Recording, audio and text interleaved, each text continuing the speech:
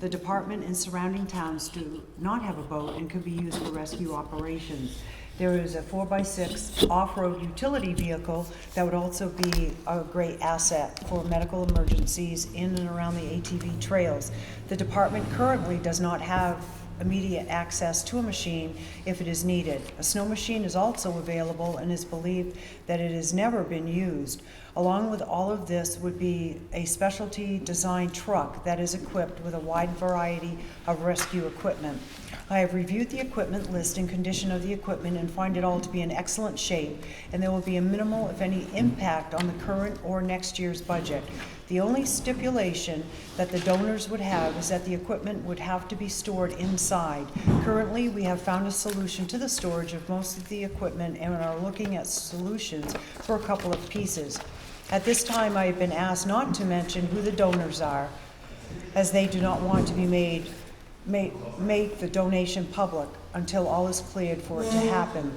Out of respect for this, I will not be mentioning any names until such time as the donors have made all of the arrangements on their end, and that we are, in fact, ready to receive the resources. Following Chapter 31, Section 95E, this donation will need approval of the Board of Selectmen, as well as have a public meeting on the proposed acceptance. At this time, I would like to request both the item put on the Selectmen's agenda and hold the public meeting.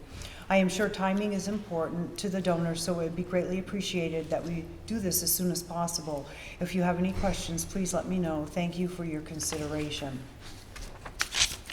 So there's 2 full pages of items. Chief, do you want to speak to any of that? I think it's important everybody knows that the people that are donating it had some extra cash. They cannot donate cash, so they've taken that money and have gone through every piece of equipment, and everything is like in perfect shape.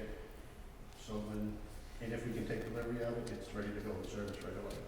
Okay, great. Questions? Questions or comments on that? Well, my only questions are, is we're getting everything that Fish and Game has already. And, do we have the manpower without all the overtime we have already to put this stuff in service? We have the manpower, but we also had a conversation with both Fish and Game and I think the other group. Their problem is they don't have the staffing. There's equipment, but it's not readily available. So if you have a problem, for instance, in the reservoir, even Marine Patrol, that's the other group, I think Marine Patrol says, if we have a boat in the area, that's great, but we can't guarantee that that's always around. I agree with the chief on this one. Fish and Game, if their officer is available, and there's only about 40 of them for the whole state, available for, have somebody here to take hours to respond. Same for snow machine, UTV, or boat. So are we going to get a bunch of extra hours in training and everything else to run this equipment? How's that going to work? The good news, most of the firefighters already have this equipment on their personal level, so the training is going to be minimal. It'll be done on duty shifts. So, the boats, it's a 12-foot boat. It's not like it's a big crowd. You have to have a whole lot of training on it. So it's something that every year they should just put the boat in the water and make sure everybody knows how to start the engine and navigate around. That's about it. The hydraulic equipment, everything that's on the truck itself is all equipment that we either have had or have currently one of, and this just adds to that cash. And we do have the room to store it. We have a plan for it to store, but we haven't done anything yet until we find out what the receiving is. Okay. Anything? This kind of got thrown at me like, without doing some research and finding out. I'd like to take some time to study it a little bit and find out, because, there's more maintenance, there's more.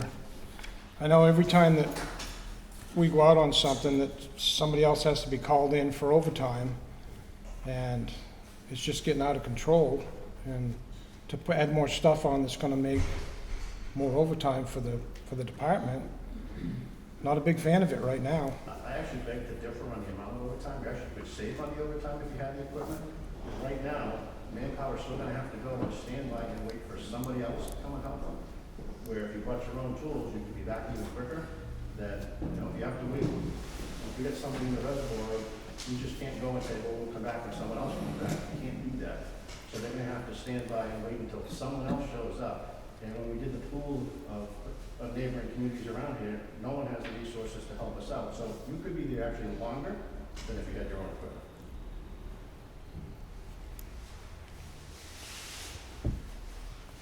Can I respond to that as well? I understand your overtime concerns. Certainly, we're not the recipients of the equipment, but when you're waiting on the shoreline with a family because a loved one can't be found, or waiting for equipment to show up for a rescue, you know, you gotta put yourself in the shoes of the family. And some things you can't put a dollar sign on. If these guys have the equipment to respond immediately to address that situation, that's a life. Or that's property that can be recovered quickly. So, the training is needed, absolutely. The other aspect that I always look at is what's the safety component of it? And if you think about a carry-out out of the woods where a 4x6 could work, or a snowmobile, I mean, this is a great community that advocates a lot of these outdoor activities. But if something happens, the expectation is we're gonna be there to help them out. And it's gonna be, you know, just plain embarrassing, the fact that we can't go help them out, or it's gonna take us longer to get there. And we don't know what the outcome is gonna be at that point. But if we put our best foot forward, especially it's something that's really no cost to get for capital equipment, I think it's a great thing to do. We really should be looking that way. Because now that we've explored this and explored all the opportunities to use this type of equipment, I'd have to advocate that even if we don't get it this way, it's probably gonna show up in a capital improvement plan over the next 10 years. Any other questions or comments from the public?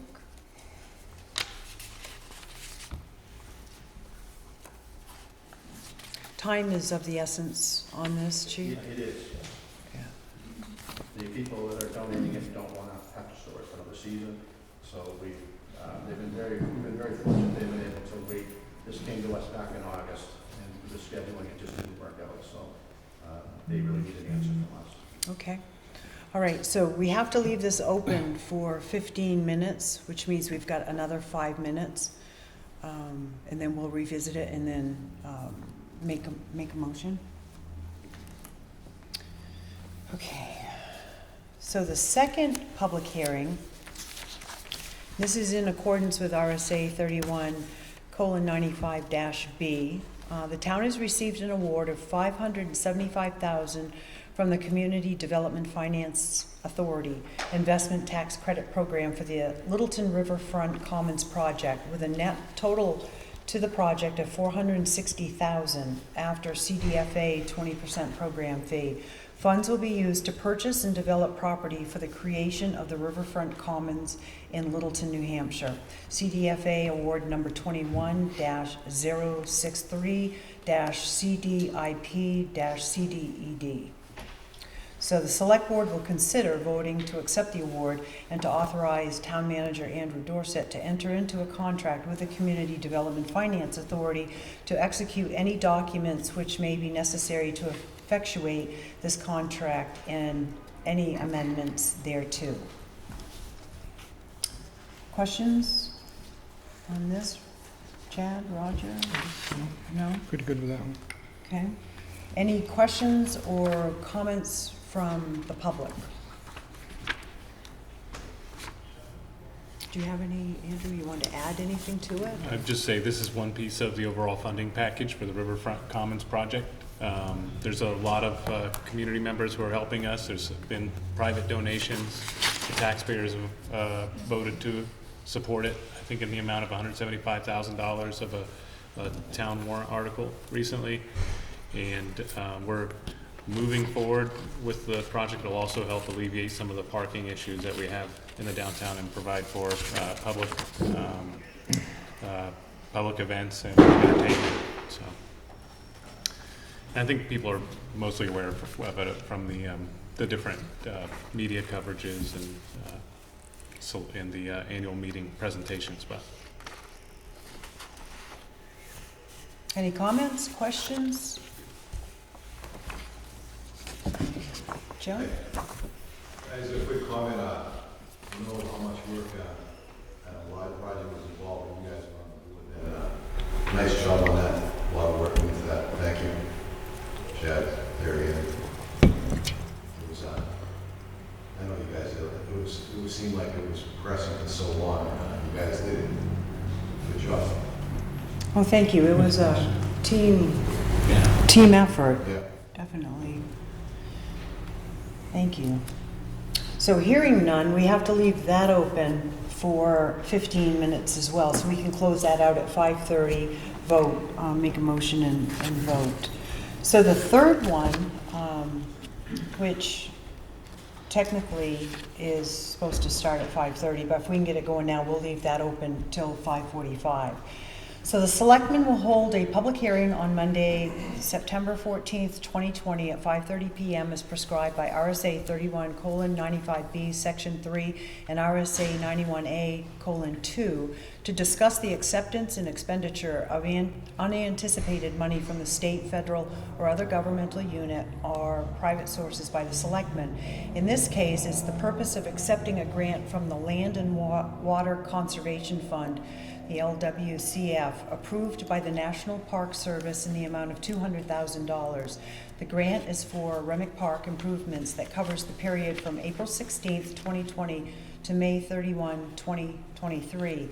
This hearing will be conducted in accordance with New Hampshire RSA 31:95B. This is, speaking of credit, big shout out to Chris Wilkins on this. For the part, if you haven't had a chance to go see the improvements up at Remick Park, it's absolutely amazing. And the volunteers. Yeah, yes, Yes. those volunteers and those that have put a lot of effort into that. Questions on this? No, Comments? Any public comment, questions? It's a wonderful addition to the town of Littleton. I was just thinking, Chris, if you could, just a little promotion about what the 200,000 will go towards. Yeah, absolutely. So in 2019, the town voted to approve a warrant article for $125,000, and we also did a lot of fundraising to raise the rest of the money for our playground. There's still a few pieces that we'd like to purchase in the next few years, but we use that money for this grant. The playground is a handicap accessible playground with a poured rubber surface for wheelchair access going through it. We want to make sure that every person, no matter what their age or ability is, has access to recreation. The Land and Water Conservation Fund money is going to go toward a half-mile paved literacy walkway. And that's going to be ADA compliant, that's the Architectural Barriers Act. So there's going to be slope improvements to some of the areas of the walkway, but it's going to make sure that that walkway can be maintained better throughout the year instead of during our rough season, things like that. So that's the first piece. The second piece is replacing the Little League Snack Shack, which has been there since 1969. And the plan that we submitted for it has 3 handicap accessible bathrooms, and a handicap accessible walkway will go right in front of the building. And so this entire project is about accessibility and longevity for features in the park. It's great. Thank you. Thank you. field drainage, is that part? Well, The field drainage improvements? yes, there's also a third piece of it, and that's going to be fixing drainage behind the backstop and along the hill. That field gets very wet whenever we have rain, so it'll help improve baseball conditions in the infield and then along the backstop for it. Thank you, Chris. Any other comments, questions in regard to that? Well, it is past 5:15, so we can jump back to the very first public hearing, which is for the purpose of accepting a donation from a private 501c corporation that has been disbanded. The donation consists of rescue equipment valued in excess of $250,000. So I would, hearing no other comments or questions, I would entertain a motion. I'll make a motion that we accept the donation consisting of rescue equipment valued in excess of $250,000 from the donor. Okay, do we have a second?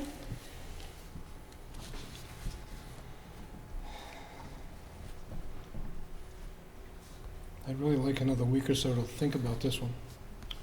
I think there's some unanswered questions that need to come up on storage and cost and everything else on this, so. Do we have that time frame? If we were to revisit this in 2 weeks? We don't have, we don't, okay, My guess is not happening. okay, I've stretched it as far as I could to get to this meeting. okay, all We right, have to move on, have to move on, just like it would be too much of a loss for the community. okay. I will make that second then. So all in favor, say aye. Aye. Aye. So it, all set.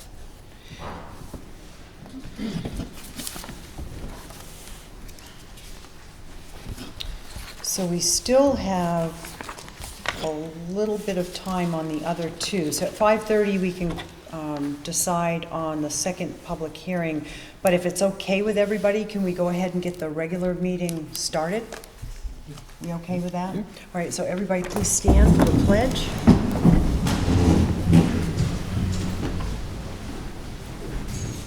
I pledge allegiance to the flag of the United States of America and to the republic for which it stands, one nation, under God, indivisible, with liberty and justice for all.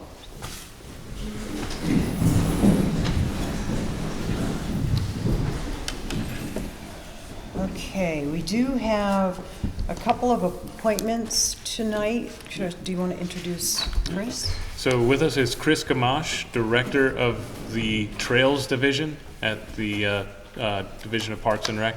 Am I right? Bureau of Parks and Rec under the, yeah. You guys have changed names, so, or your overall agency did, but, so Chris is gonna give us an update on the rail trail project. Thank you for asking me to come up. You know, we put out a bid for rail separation back in early August. I had a closing a couple of weeks ago. We did a site review with a couple of contractors that were interested. Ultimately, the bids received were significantly higher than we had available funding for to redo the entire project all the way out toward the West Road. So we cannot just change the scope without going back out to bid. So this past Friday, I put a revised scope for the project, which is going from Industrial Park Drive to Reddington Road. Out, so that's about a third of the overall project. So we have bid that back out. Bids are due by 2 o'clock on 2 weeks from today, Monday the 28th. The goal would then be to have the low bidder for the contract and try and get the governor's council meeting on October 21st with work to start October 22nd. And that stretch to have the rail disassembled, pulled, and the ties off by New Year's. And then we would then plan the rest of it as a phase 2 and 3 likely to get the rest of it. What's not helping us is steel values are very low for scrap. So someone lifting and keeping the steel really is not much financial value right now. And there's a lot of labor involved in disassembling the rail, which is DOT's requirement. You can't just cut the joint bars, they have to be taken apart, and DOT is saving all the joint bars for future rail use. So it does put us about a month behind. We were hoping to actually start construction next week, but we're about a month behind on the overall just because of the scope and the cost of things for this season. But, you know, the plan is to have rail ties removed from that Reddington, the soccer fields, south to Industrial Park, leaving the rail in the soccer fields so we don't tear them all up. Leaving some section of rail by the diner here on Cottage Street, for the overall feel of the area. But the rest of it will come up. That'll leave us with an aggregate surface to start with. And, next spring, we'll start with probably putting down stone dust to a better surface. So these people will have the trail approved up to Reddington and then start rail removal after that. But Andrew and I both got an email from the Northern Borders Regional Commission this afternoon. He may not have seen it yet. Yes, yeah. But they are with our timeline, and I sent them the bid documents on last week. So they have already prepared a draft extension letter for the Northern Borders grant that is between the town and our agency through next September. I'll probably ask them to revise it just through the end of June because we've already accepted it through the state biannual budget, which ends on June 30th. And I think I would just as soon keep that as the deadline to have this all done and not give us more time to. Good. That's where we are on that one right now. That's great. Is there anything else, Andrew, or question that we particularly have? Nothing I had. I think, some of the recent changes, based on community input, like the Apthorpe District Committee, we don't have a end game solution for it, but to pull the overhead railroad crossing signs from removal. And I think that's been taken out of the scope. Yes, so the signal crossings on Cottage Street are not part of the scope for this project to remove those. That is something we have forwarded to the Bureau of Rail and Transit, the DOT. It may become an issue for the Division of Traffic, not Rail and Transit, I don't know. But that has been routed, the town's request has been routed to the Department of Transportation for them to deal with you directly on potentially keeping those signal posts for Cottage Street. And again, this has been a long project that I know Chris has probably worked on for, a decade. I know Many Chad. years. Yeah, Chad's probably been working on it about a decade, and a lot of different financing coming together. Town, state, the Northern Borders Regional Commission, state and town actually collaborating to do a joint application for the Northern Borders funding, Bureau of Trails funding, and the state allocation through the Governor and Council recently. So it's a lot of moving parts, and Chris is managing the whole thing now. So yeah, thanks. That's it. So, Jared, it's been a long time since we met just down Main Street with Rayburn. Yeah. Started this discussion about a decade ago. So the rails underneath the ball field up there across from Norton Pike, where they've covered them over, those will stay? Yes. Okay. Yeah, we're gonna leave those in place. We're leaving the rails in place on the two trestle bridges right here that are decked over. Yeah, And, so the trail around that, the trail will go around the back side of the ball field? yes, yep. Well, thank you. Thank you, Chris. Thanks. Any other from the public? Any questions or comments? Thanks. Chris? Andrew, when you had texted me about the meeting, you had also, Bernie, trail. Yeah, so later on the agenda, we have the snowmobile permission renewals, and then we also have a new UTV permission for a different parcel, I believe. I think the requesting person is Eric Rexford, and he's here somewhere, and there he is, and he'll be addressing that. I don't know if you want to stick around till then, or if the board wants to take any Chris's Move it input. up on the agenda. I can hang out for a little while. You could. Yeah, let's move it up then. Let's can do that. move it. We do have about 3-4 minutes before we have to close out the public hearing, the second public hearing. So I may have to cut you off, but so we can finish that off. But yeah, why don't we do that?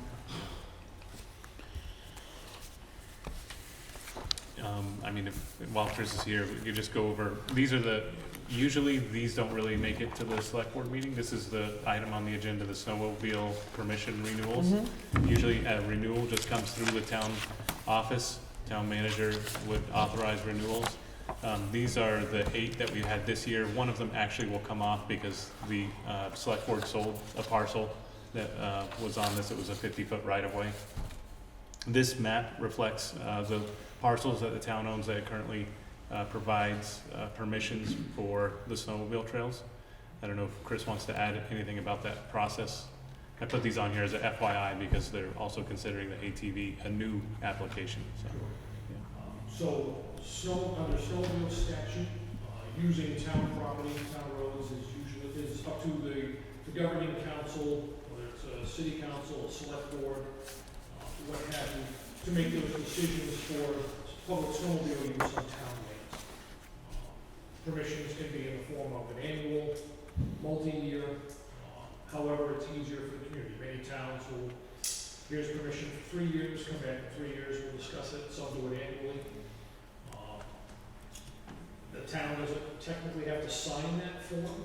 You know, if we see it in the minutes, and those are given to our office, that is just as valid as signing that permission form. And then we buy an annual insurance policy every year. Under New Hampshire law, duty of care and landowner liability limited, the town is protected from duty of care just like a private landowner is. State is entitled to those protections as well. But those laws don't say you can't be sued, you know, for this lawsuit or something else. So we buy an annual insurance policy, and the town of Littleton, in this case, is named as a named insured under our policy. So in the event someone got hurt or the claims to have gotten hurt and they wanted to sue the town of Littleton because of the snowmobile trail, our insurance policy would then defend the town of Littleton. Okay. And it works the same way with the off-highway recreational vehicles. The only difference on the wheeled side of it is to put them on town roads requires a 14-day notice and a public hearing, which the snowmobiles do not. Okay. I don't You know if said- you want to make a motion to direct me to sign, the requests right now were for 5 years, so. you can So approve you'll those. just Yep. mark those off, Mhm. then, all right. All right, so I'll make a motion to sign the trail permissions for another 5 years. And I'll second a it. second, all right, all in favor, say aye. Aye. Super. Can I ask where that one that was sold is? Yeah, I'll get you the map and lot number and the new owner information. Yeah, Joanna, when I was having her make the map for me today, she said, oh, by the way, this one's sold, so I'll get you that. So it is 5:30.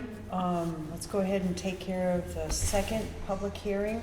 This one is on, the town has received an award of $575,000 from the Community Development Finance Authority Investment Tax Credit Program for the Littleton Riverfront Commons project with a net total to the project of $460,000. And that's after the CDFA 20% program fee. Funds will be used to purchase and develop property for the creation of the Riverfront Commons in Littleton, New Hampshire. And that is CDFA award number 21-063-CDIP-CDED. So any further questions or comments on that? Then I would entertain a motion. I'll make a motion to accept the award of $575,000 from the CDFA, the tax credit program.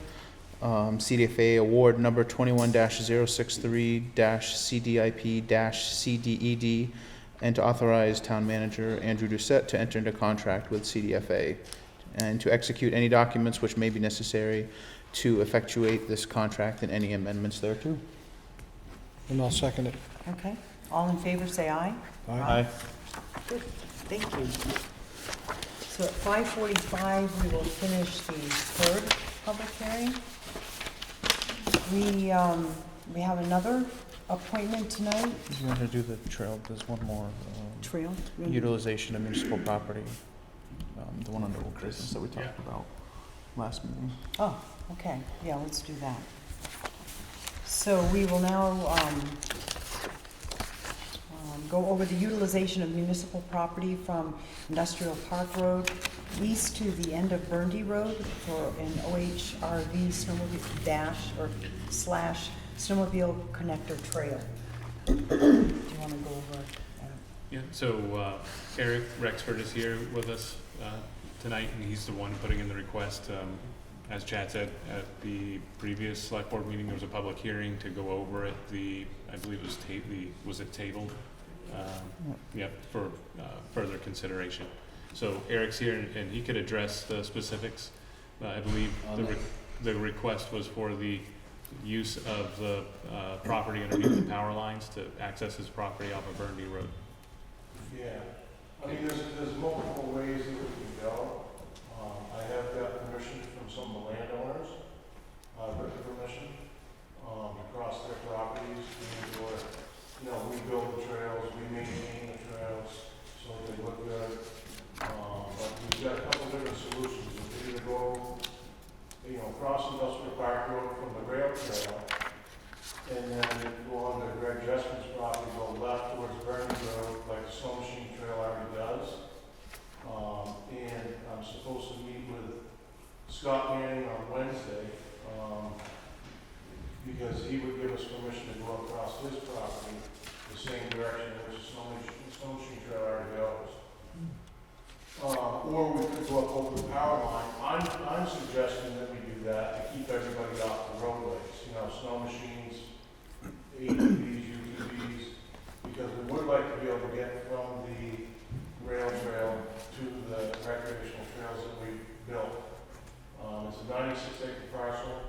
We've spent a lot of time and money up in there to create something really neat for people to enjoy right here in the middle of town, but get off the beaten path. So it would be nice to be able to get there instead of having a trailer up there, or people leaving vehicles in the roadway.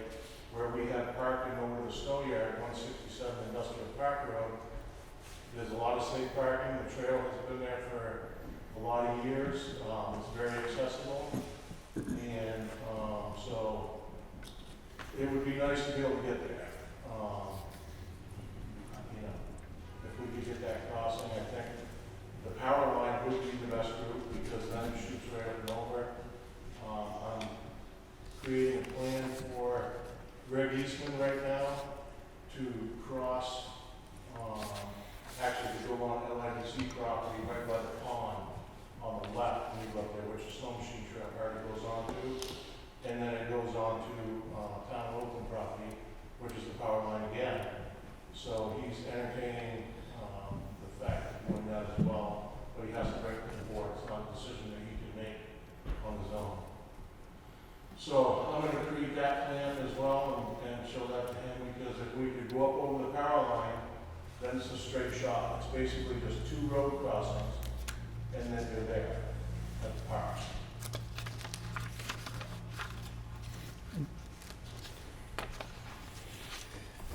Questions?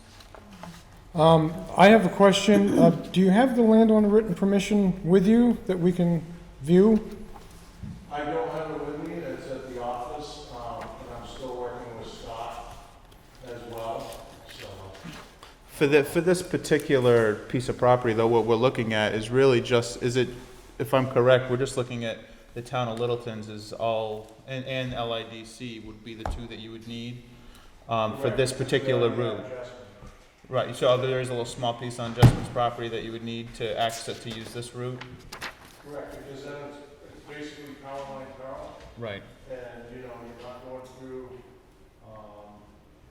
any business properties except for Justin's, which it's the very tip, the very end of the property, way away from the building, which that crossing has been there for a long time for snow machines. So, and originally I believe that crossing was designed for ATVs when it was first put in. And then, kind of got away from it. But it's not just ATVs either. I mean, people can go up there, they can bike, they can hike, they can snowshoe in the winter, they can cross-country ski, snow machine. I mean, anybody can use the recreational trails that we put in. So it's not just for riding, so to speak, with motorized vehicles, And there's other things that we'd like to do up there too in the future. And just since July 1st, and I have a packet for you guys, since July 1st, so far there's been people from 12 different states that have visited the park, and gone on guided tours that we offer from the snow yard. And then it's quite a list. I haven't really gone through it, but my office people, put a bunch of stuff together. And it's pretty neat that many people have come and enjoyed the trails with us. Steve, you had a question, Whole comment? bunches. Okay. Clarification to start. Not that we have anything against him trying to do whatever it takes to make this work for him, but the Littleton Off-Road Riders Snowmobile Club is Snowmobile Club and is not in any way affiliated with this activity that's going on. And when you say the snowmobile trail to go and the change that he's making, I guess he has invited us to be able to use it. Hence, if it's built such that we can make the grades and whatever to groom it safely. Wheeler terrain and snowmobile training, two different things.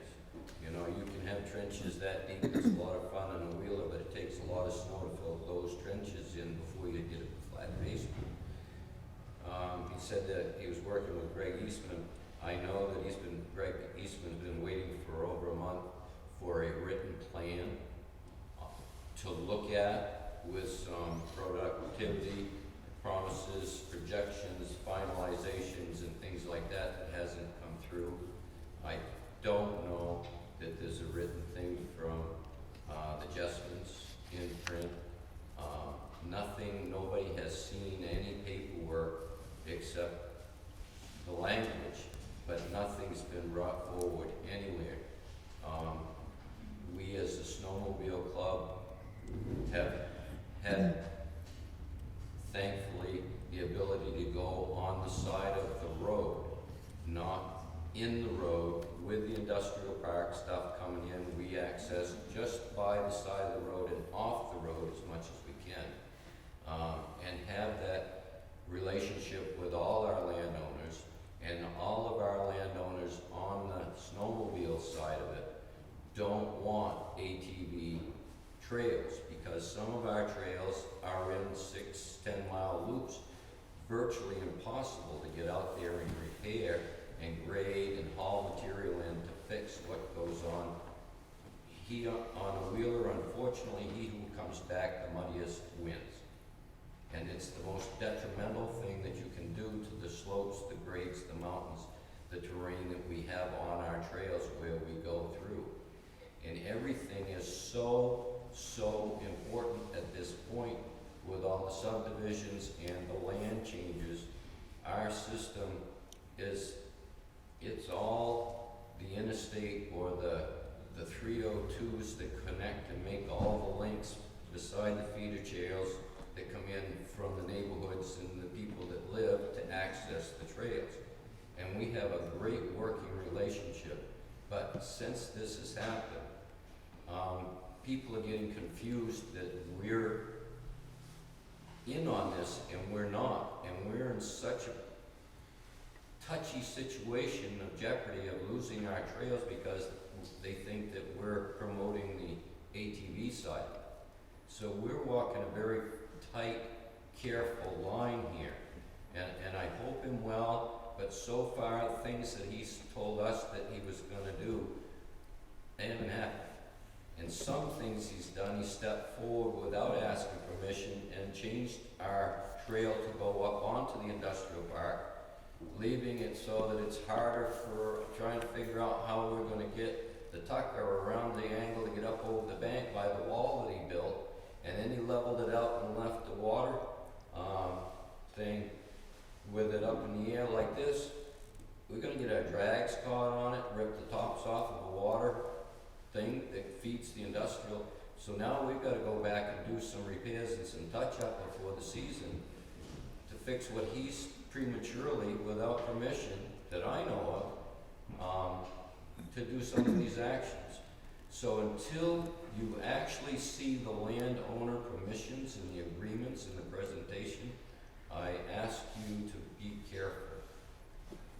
Because we've already done 3 or 4 bridges this year. We've opened up and made improvements on the trail, and we're working to get the Vermont thing in. We bring in a lot of things in the wintertime. The people coming through, you don't know who's behind these helmets that are riding. It could be somebody checking out a lot in the industrial park. You just don't know who's under these helmets that are riding through, taking a look at the place. And I really hope that it doesn't hurt us. Because we've done nothing except try to make betterment, and we've had this club 20, 30 years, and we've had a great working relationship with the town and our landowners. And it would have been nice to know when this land was sold that you gave us a consideration. There is a snowmobile trail. Do you know that? Is that gonna be a problem?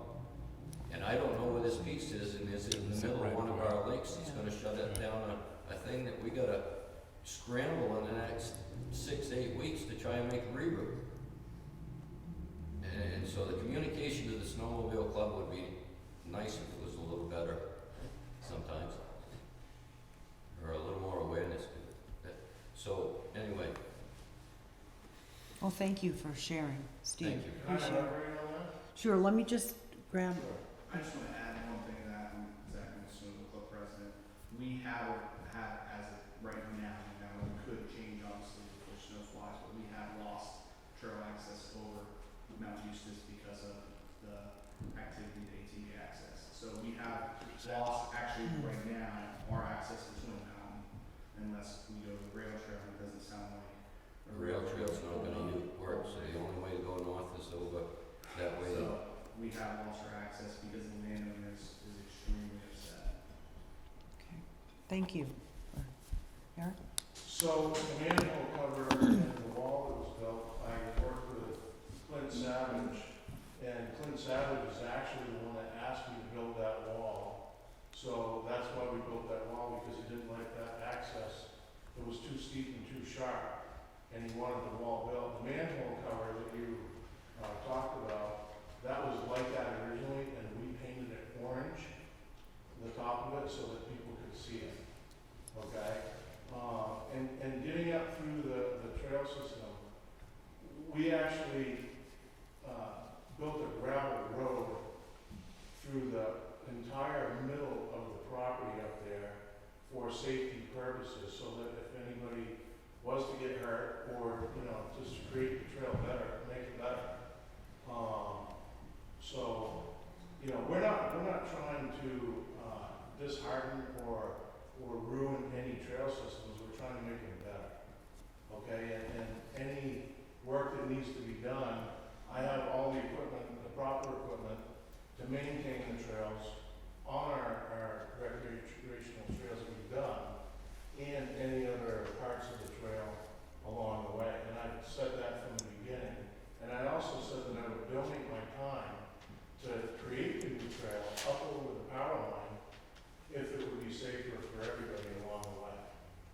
So, nothing against the Snow Machine Club. I'm an avid snow machine rider as well. And we also do guided tours on snow machines as well.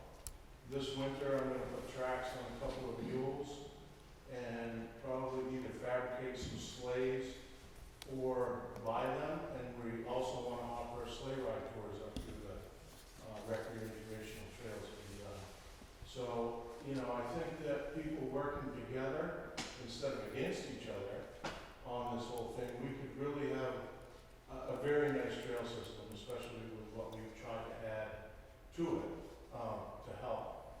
And, I understand it's a very fine line with the snow machine trail and/or ATV trails, because landowners are the ones that allow it to go from point A to point B.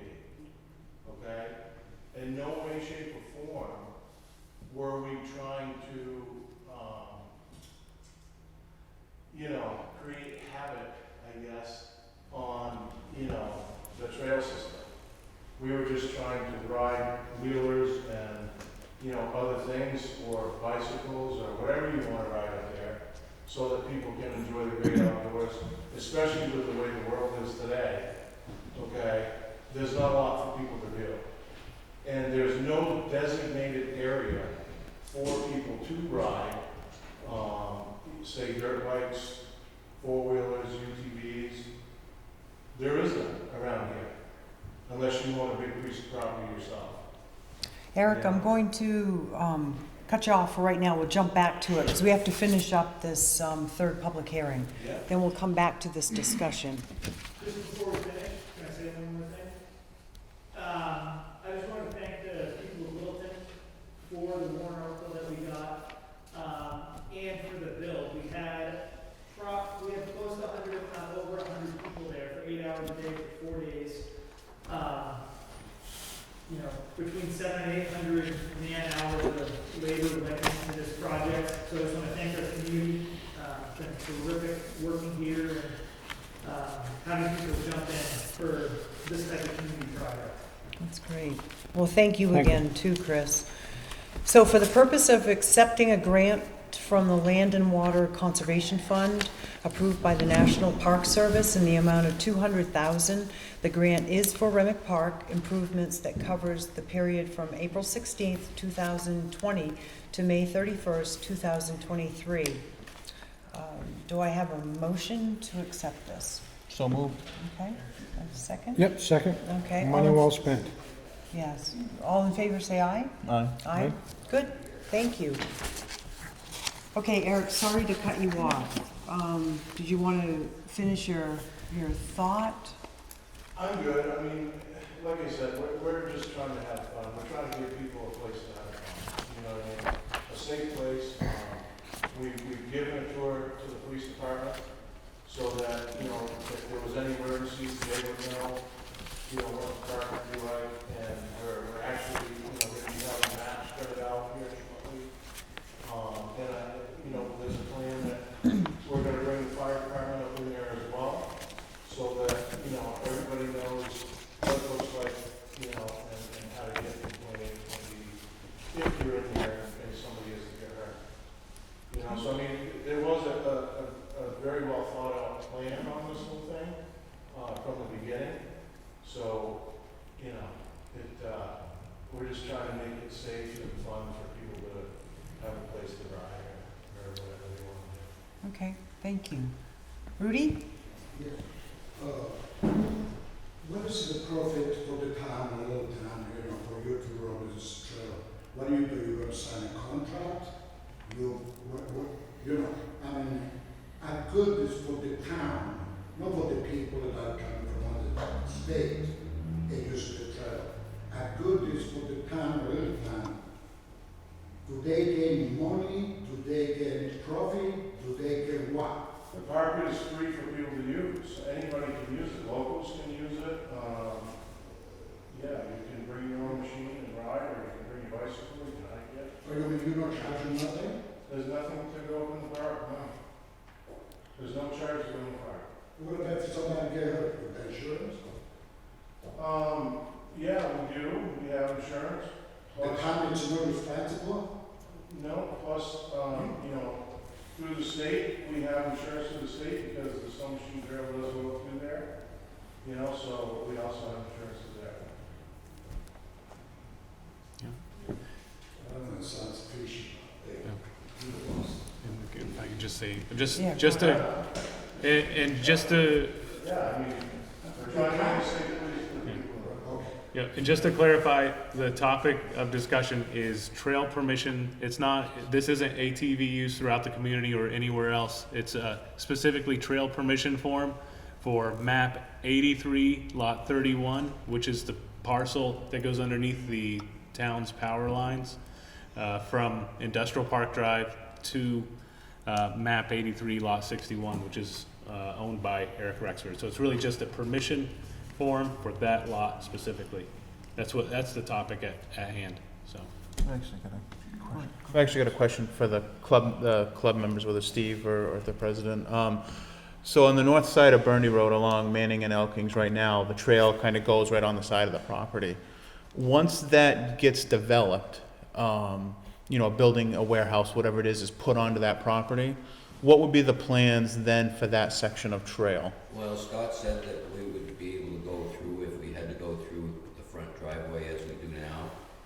There's a water line that goes around the back of that comes up to where we cut into the woods right now. And we would have to work with the water and light to see if they would allow us to go over it. I'm not sure the depth of it or whatever.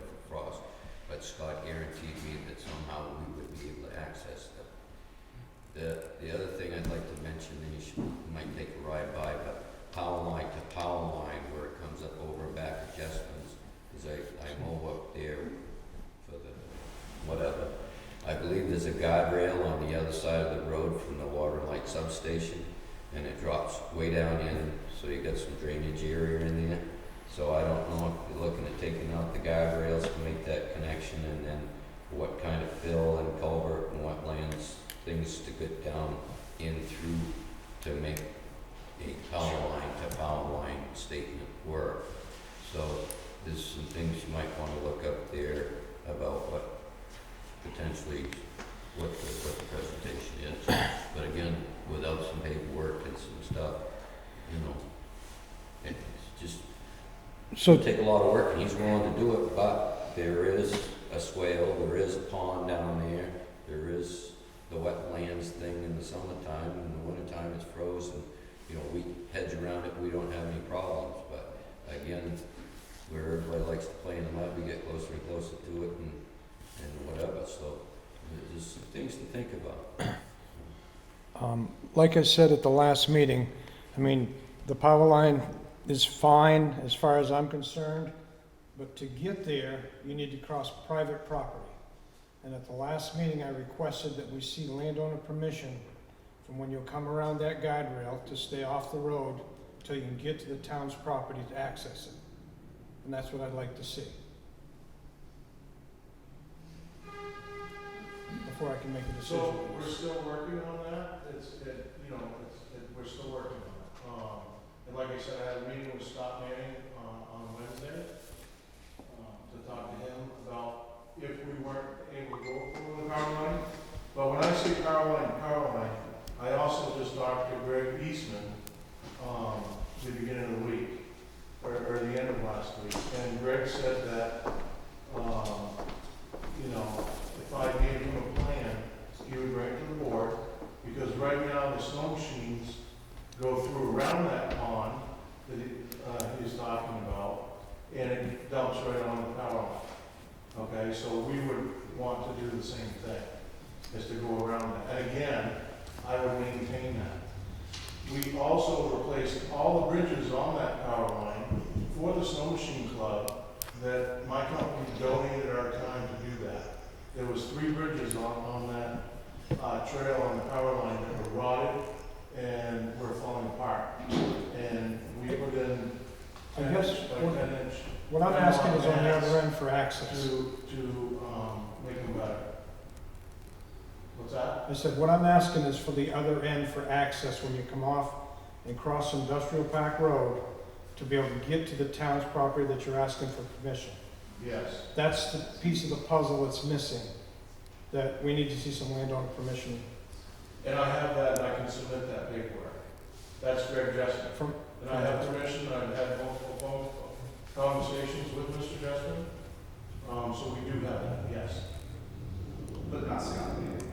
And But Scott had, he just mentioned us right here and said that. Scott had to go out of town, and I was gonna meet with him the end of last week. so we need more information on this before we can do anything.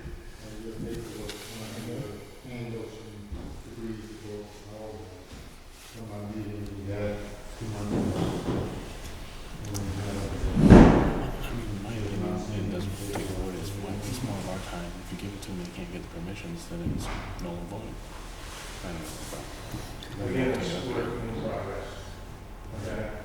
He hasn't seen that, and he's not given permission for any trail at this point. But why does So again, That's all. when I talked to Scott, Let's get to that. he does want to meet with me, and we are going to discuss going over his existing property where the snow machine trail does, as well as another option. Okay? So Eric, That's an option. here's a thought. Let's say we give you permission to do that tonight, and you can't get permission from the landowners, then that would be on you. It would, Okay, yeah, so we could, and that would be your responsibility to get permission. correct. Would you And guys, and if it didn't come through, it would be automatically null and void. It would Yeah, ha- it if would you have can't to be. access it. It would have to be. Because one of the problems we got is it's being used right now without permission. And I'm just afraid somebody's gonna get hit or something there. If he could get off the road onto Justin's property, come around through, that would be a different story. Well, that should But I be covered, feel it right? should be by gated insurance. until we get this straightened. Well, that would be covered by insurance, right? Not if there's no landowner permission. You gotta have a landowner permission slip. But if we give, Have that first, you can show it. Especially with a rental. no, but if we give permission tonight, say we were to give permission tonight to use our property for the part of the trail, Then he's insured when he gets on our property, Right. Not until- but not until. And if which is somebody the gets problem. hurt on the highway, driving on the road without, right, but that's what not, tonight's meeting is not necessarily about. We're not addressing current Right. violations of going onto town property, or on the town roads. That's not gonna change whether or not we vote one way or another tonight. That's still gonna be happening, it still needs to be dealt with in a different manner. Yeah. It's not pertinent Right. to the trail, the It's piece of just a parcel. piece of the puzzle to get to what we're asking for is, almost needs to be completed, but I guess, if it's just for permission, I think getting permission and then the onus falls on to Eric at that point. Do you have another meeting with the zoning board on this Yeah. or no?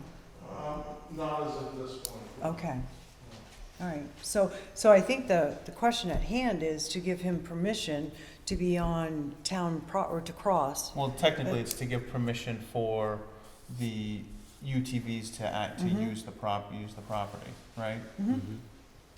Or is it part of the trail system? How does, it's not in maybe the Chris trail Gamache knows, how would that work? We've got the So- paperwork here. Yeah, it would be to authorize, OHRV vehicle trail permission. for 8331, for map Mhm. 8331. And by doing this, this becomes covered underneath the state trail system, insurance-wise? Would I should have left it earlier, I guess. So what would happen if you gave permission for that tonight? Basically, if there are machines operating on that power line, the town would be covered. But it's basically a dead end trail. There's no permissions leave on the left-hand side of the map here. And if they don't have permission to come down Burnley Road, it's basically just a long dead end. It's kind of like a miniature rail trail on your power line. So, you do need the landowner pieces on the other side. So, you could approve it pending permission on the other side. It might be you table it, until a further meeting when that permission is solidified. That's certainly your decision, but. I mean, so given, if he was to get both landowner permissions on either sides, I don't. Then we could vote on it. Right. Well, I think, then, I don't know if we would need any more information after both permissions were received, correct? Right. Like, We give permission tonight, vote on it tonight. and then Subject to the two his permissions. permissions. then I think we don't have to have him come back here for a third meeting. We're not gonna No. receive any more information. But we should have probably documentation on that. I can Eric? submit that. I have Okay. that at the office. And I mean, is it gonna be right off, or is it gonna be in a month? Because we need No, I to, can submit it tomorrow. why, we had it tonight. we almost need, almost need to address the just using for- part of it right now down the road. Yeah, and just for clarification, I mean, we don't, when we come from with the trail permissions, for example, the snowmobile club, we don't request to get the trail permissions from all other property owners along that same route. We're really only concerned with with the town's property. And I think this is a similar instance where we have town property, we can give permission. If Eric is unsuccessful about getting permissions on either side, it really just becomes a dead-end trail. Theoretically, somebody could drop an ATV off and ride up and down on the power lines, but But they couldn't because there's no trail there. if There's no access from the road. We have to go through LVIC's property to hit the power line on the north side. Right. And then on the bottom side, it's actually just a short 20-foot section of the property that they. I see what you're Yeah, getting at. right. Just for So this- just be- Just for this section. Yeah, so it would be useless basically if he doesn't get the other permissions. Permission. And it would just sit Yeah. there as a dead permission. So, if we can, you make a motion with the stipulation that show us the landowner permission on both sides. I'll make a motion that we What he was approve. just saying though, I mean, there again, you're gonna put us sort of in jeopardy if you say it's all right to run the thing, but there's no access to it. They gotta go across land, another landowner, or an LIDC to get to it. The temptation is there. And it's our snowmobile trail, and you messing with pissing somebody off and jeopardizing us. I know, I hate it. I have three-wheelers myself, I understand his position, but I'm just afraid for the snowmobile club. We've already had issues with that access, ATVs going across that section, and we've had to go out there and re-sign it a couple times. Matter of fact, while we were re-signing it, a group of ATVs were coming down the trail at that time that we were re-signing it out of the park. Please wait. Again, I think it's just, those are outside properties, not our, Yeah. not the town's. Eric? I mean, So the other option, is, if that's an issue, is there a possibility that we can get permission to, ride across Industrial Park Road from the rail trail, go left on the road, and then ride beside the road, and get permission to get up to, drive up Bernie Road. Bernie Road is a dead-end road, okay? Multiple other towns allow it to be, done on the roadways. When we do our tours, you get down to Woodsville, you get off the rail trail, you get on the road by Shaw's, and you go up by the elementary school, and you drive past Walmart, yes, and then Chris, you about go past liability or Cottage something Hospital like up on the Briar Hill Road. that. It's about a 2.5, 3 mile stretch that they allow them to go right down the main road. We're not covered. And we're It's the asking same this on, liability as a trail. it is the industrial park road. I think The that's the busiest question time for in the industrial taxpayers. park road, I have multiple businesses down there, is usually between 6 and 8 o'clock in the morning and 3 and 5 o'clock in the afternoon. Okay? Weekends is fairly slow, you do have people going to the dump, but a lot of people go over Mount Useless instead of industrial park road. You do have FedEx that works Saturdays, and there's a couple other businesses that do. But it's really no different than snow machines crossing the roadways when it's slippery in the wintertime, okay? And you have snow machines crossing the roadways, to get on the same trail system that we would like to go up through and or help make it better. It's a real short distance from the rail trail to the recreational trails. I think And there's running, multiple ways to get there. running the road should be something on a warrant article that's up to the taxpayers. It's that big a deal. You got a lot of tractor trailers. I would be more concerned with the businesses that own property on that road. I mean, that's a commercial, that's an industrial road. Right, It's, tractor there are no trailers. residences, there's no, it's not a throughway road.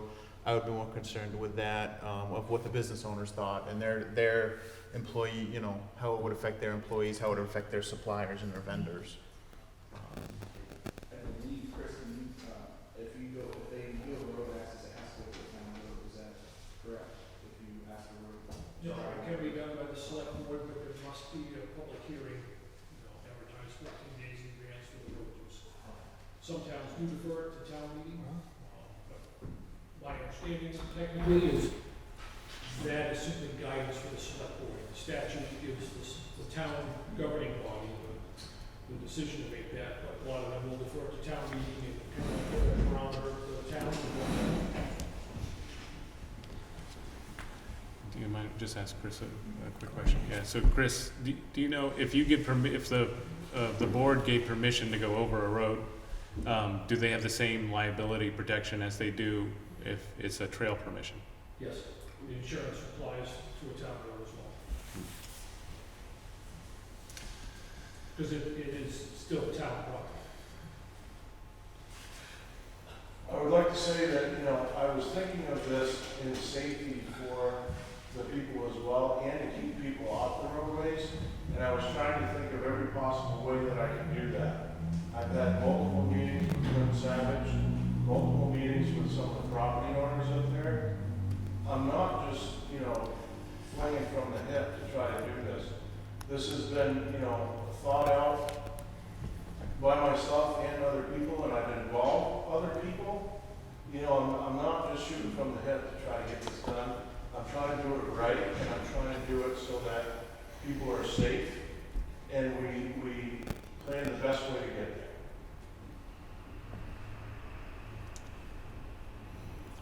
And that's why I offered to volunteer the time to do the trail over the power line for both clubs, not just, UTVs or bicycles or whoever wants to use it, but also some machine. But the roadway would be another way to get there, and then we don't worry about any of that.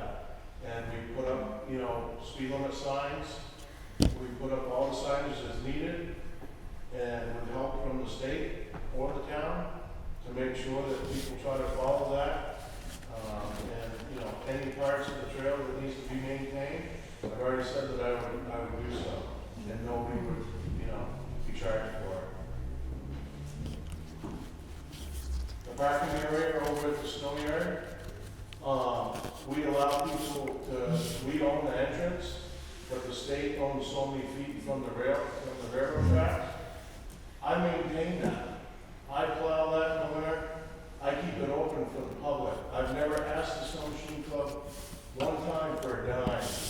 Okay, I've done it all on my time or through my company. Okay, so that people have a place to park to use the trail system. Chief? Well, I think Eric has thought out the different alternatives. The roadway solution probably in April was because there wasn't a power line that could directly connect point A to point B. I would prefer, and I know it will cost Eric some time and material to go up and over the power line, but I believe that's the safest alternative rather than riding on the roadway. It's not uncommon for that in New Hampshire, but again, I would prefer the off-road use. I also know that, or believe that, as far as trailhead connectors, they can ride safely along the side of the road, I think 500 feet or 300 feet. That's what the law used to read, it doesn't say that anymore. Okay. All right. But regardless, I don't believe, just even in my neck of the woods, when they were utilizing town property, that the town mandated before the club could use that property that they obtained planning board permission all the way around before they do that. I think that there's been a lot of research that he's done on this. This project's dead in the water if he doesn't get the landowner permission, because then we're going to get the complaints and then we're going to work with Fish and Game to shut it down.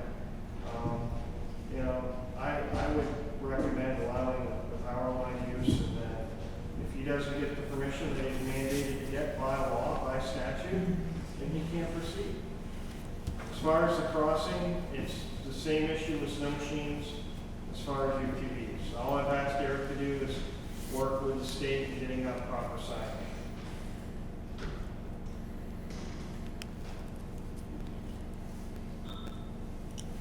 Any other questions? Anything from the public? Any other questions you may have for the chief, for Eric, for the Snowmobile Club? Hearing none? What's the parcel number? It's map 8331. Map 83. Yeah. I'll make a motion to allow, or that we sign the OHRV vehicle trail permission slip for parcel 8331, allowing ATVs, UTVs, and trail bikes on the piece of property. Subject, and I'll say that subject to the other landowner approvals from LIDC and Jessman. New England Wire, I believe is the technical owner. Jessman. Yeah, Jessman property. Scott Manning. And Scott Manning. Well, I think Scott Manning is a different piece of, that's the different trail access. No, Scott Manning would have to have on the boat. You gotta go across a little bit of Scott's to get Oh, onto do the you have power to go? line. Yeah. Okay. Property right there. If we went over the power line, we wouldn't have to go across Scott. So that was just another option that I was throwing out there. Yeah, he owns that property right beside the Right, That's right. Scott's, so. Yeah. He does own all the way to the power line. So But if we didn't have to go on to his property. with that, stay on the power I line. mean, I'll second it. If Okay. All right, so we have a second. All in favor, say aye. Aye. Super. Awesome. Thank you for all. your And one thing I contributions. would like to suggest, you know, between Mr. Rexford and the Snowmobile Club, you guys are gonna be sharing at least a little bit of trail here, and your activities and your everything really affects one another, so I would highly suggest that you all get on at least talking terms and figure out what's best for the region. Oh, we are. We have. We have, Um, absolutely. Well, it doesn't sound like it here tonight. There's a lot of, No, it just formal stuff. well, again, it's about communication and working together, because what one does affects the other on both ends, so. No, there has been. Because it would certainly be nice to see lack of action.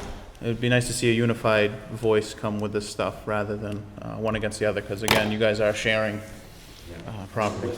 I said earlier, we're not against it, but we're trying to protect our trails, and it has come up and it's touchy. Well, thank you, everybody. The next on the agenda is public perception and Joe DePalma. Thanks, Chris.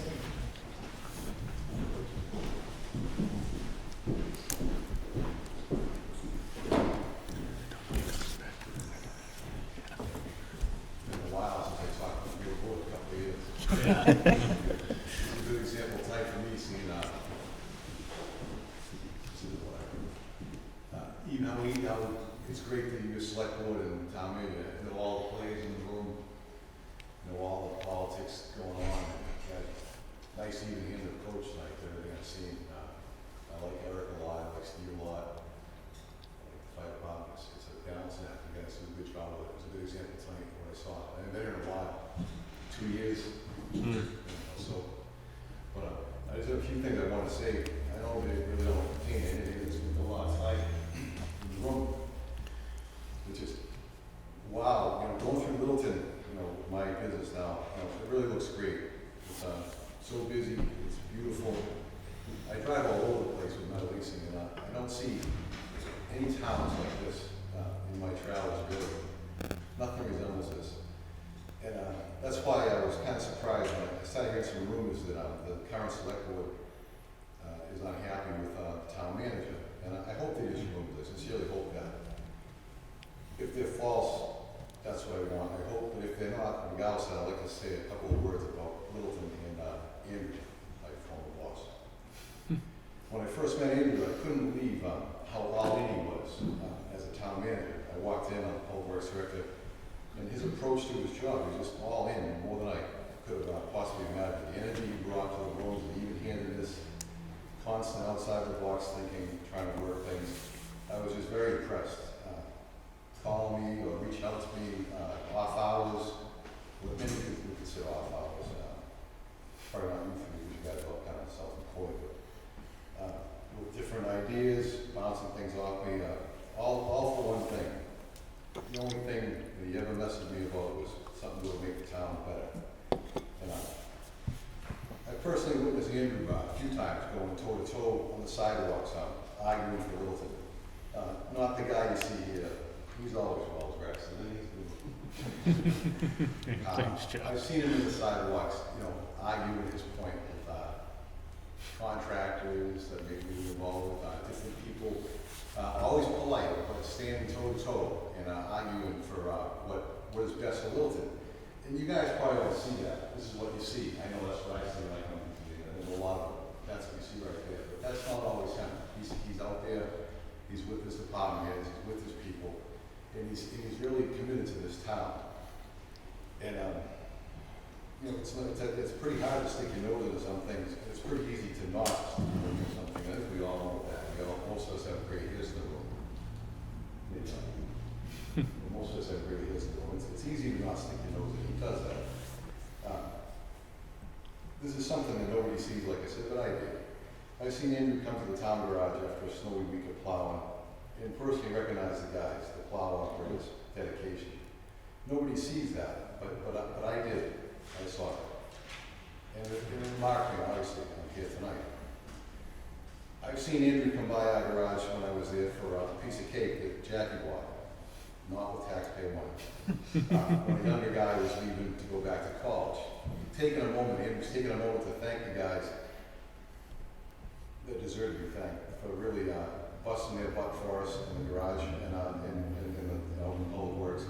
And also encouraging them to stay in touch when they finish their college experience, because maybe he's hoping they would come back when they graduated and something, he'd like to see, and I'd like to see that too. I'll get back to that.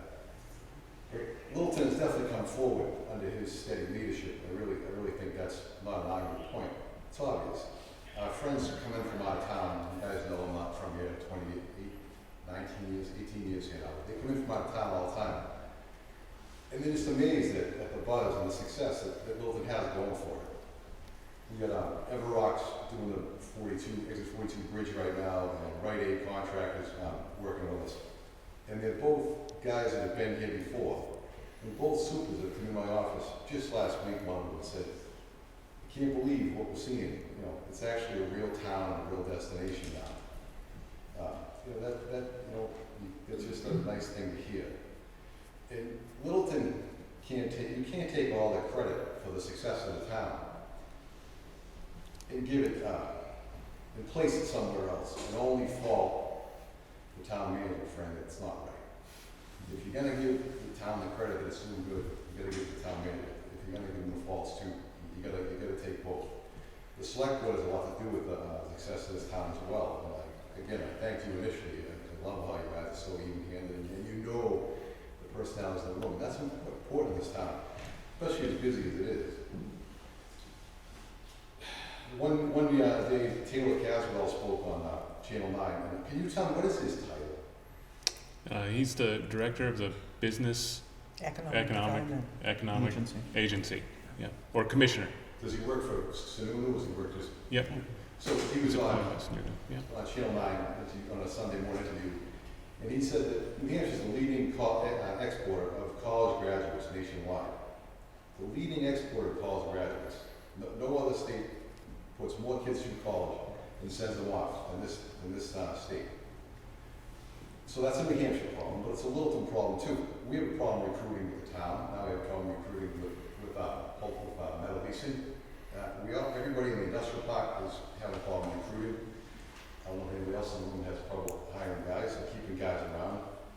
And Andrew has a good conservative thinker, is making real progress towards addressing this issue and trying to make it more appealing to young people. My kids make their paycheck somewhere else. Not sure yet, we'll see. They wish the opportunity to do that here, but they can't. This is where they grew up. They can't make the money. They can't pay their student loans before. But excuse me, but we're trying. And again, looking at the board, Kerry, you came to the high school a couple of years ago and you spoke. Was it an honor society or a graduating class? What was it? It was the Honor Society. Yeah, it was a stirring story you told us of how you grew up in Littleton and how you ended up where you are. A successful business person in downtown Littleton. And the environment that the town is encouraging now, cultivating now, and Andrew's a big part of, and you guys are, is encouraging more of that. Like, we need another Kerry. Who's the next Kerry that's going to come along and say, I want to open up a store on Main Street, or open up a store in another area? There aren't a lot of kids that want to do that, but you were an example of that, and you talked about the school, and Andrew was trying to, coax that out of our youth too. And Chad, same with you. You were a laborer at Public Works? Were you? I was a summer helper out of high school. He was a laborer. You went to Northeastern, and now you're here. You're large and in charge of this town on the board with the other guys, and working in town. And I caught you hunting on Roasting Hill Road on Saturday morning on Dragon Brush. You're enjoying your life here, and we want the next Kerry, we want the next Chad to go off to a good school and come back and do something positive, and you are, and I appreciate it, and I thank you for that, and I do, because I know you could go anywhere, as smart as you are, the experience you have, and Roger, you're another story, so we're working in your little shop, all by, self-employed, in a cool town like that. Who's the next Roger Emerson? Is there another one coming along? And I think that Andrew's spots and Andrew's ideas are cultivating the next, Roger or Chad or Kerry. And I feel that I hope everybody in the town feels it, because it's definitely a cool vibe here. Steve, what he does with the Snowmobile Club, and Eric, we're trying to do, these are all positives, you know, except hopefully get together. So, you know, it's good for you, Roger, to finish what I was saying, you know, and that spirit that you have, I know your spirit, believe me, you know, from talking over the years, you know, it's good. We want more kids to have that spirit and to stay around and do things in the town and in business. And there's definitely a feeling of energy and a newfound youthfulness, you know, and I think a lot of it has to go do with you guys and Andrew. The kids see what you guys are doing, and the kids feel what Andrew's doing. And thank you guys for that. LIDC and Littleton Hospital and a busy Main Street are features that define any town, probably criteria for grants and things like that too, right? Absolutely. They also bring challenges that go along with a lot of these, you know, positivity.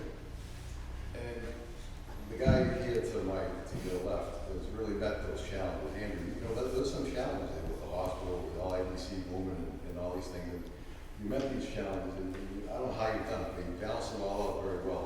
Life's a balancing act, and you figured it out very well. I hear the word town planner. Sometimes I'll be able to pay that before. I always complain about that. It's a title I've heard mentioned many times lately. And, have you spent time as a town planner for us? I think Andrew has. The answer is yes. Did we used to have a town planner? We did. We did used to have a town planner. When we eliminated that position, town planner, we eliminated the cost of the position, the salary, the benefits.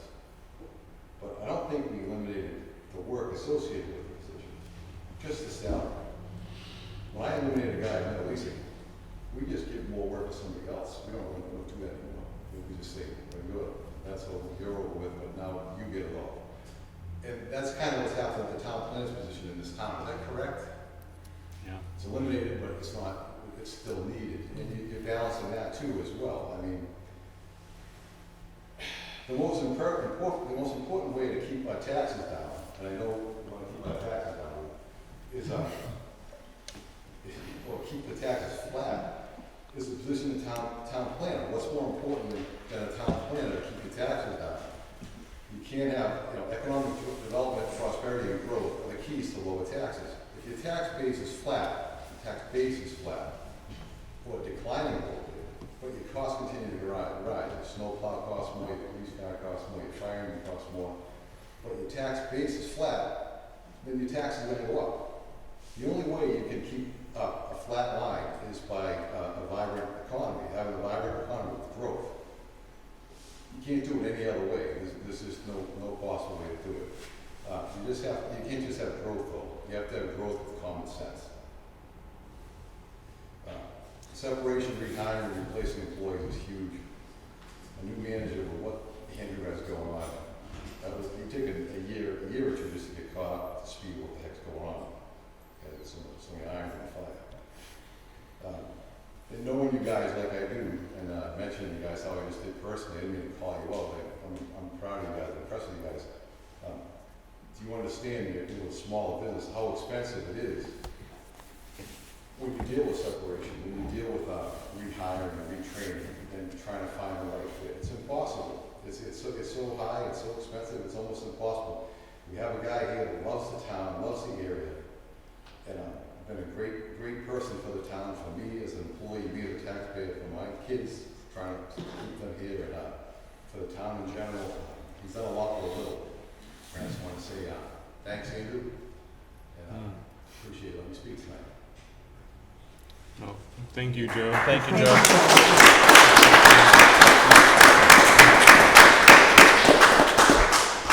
It's always good to hear good news. What's that? It's always good to hear good There's news. all three of you guys have a balance. It's the balancing act. I watched it tonight, just the last one with Eric and Steve and Doug, and we're all friends. How do you do that?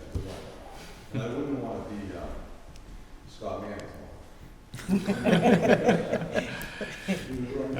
Joe, my son wanted to follow up. John Hennessy told me to never go after Joe, so I went. I'm old Joe. So I want to build off what he said before. So I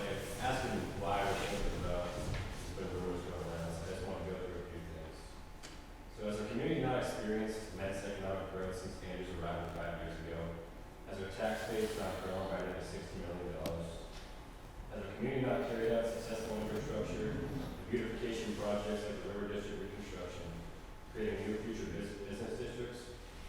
Has our community not received millions of dollars in federal and state grants? Has our community not been transformed to a destination for tourists from across the middle of the country? It seems this community is full of individuals that believe the town managers who serve as nothing more than a caretaker, not there to stir the pot or change anything. And it seems to be the aspiration of these individuals to keep the community stagnant. But while these people keep embroiling themselves in conflicts, a new generation of leaders like Mr. Dorsett has emerged. Mr.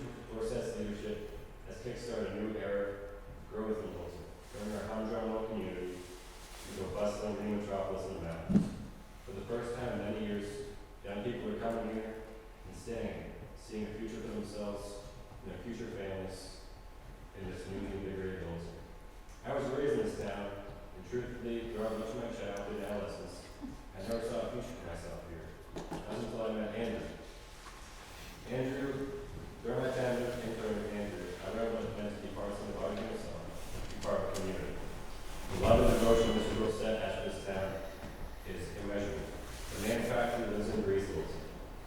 Mr. Dorsett is helping to create a new community for the future, and as a result of this, some of the community may be displeased with changes that may arise, particularly those folks I mentioned earlier. And I say to them, what kind of community do you dream of leaving for your children and grandchildren? A community where infrastructure is crumbling, a community where opportunity is stifled, a community where they can't even get a good paying job. A great man once said, you've got to break a few legs to make it all. And I stand here today representing the next generation of this town, a generation that has in full support of Mr. Dorsett and all he's done for our community. Mr. Dorsett is what this town needs to ensure its future success. And determining him will be determining the immense progress that this community has made in the past 5 years. Mr. Dorsett is an irreplaceable asset to this community, and myself and my peers stand firmly against any effort to terminate him. Thank you. Thank you, Joe.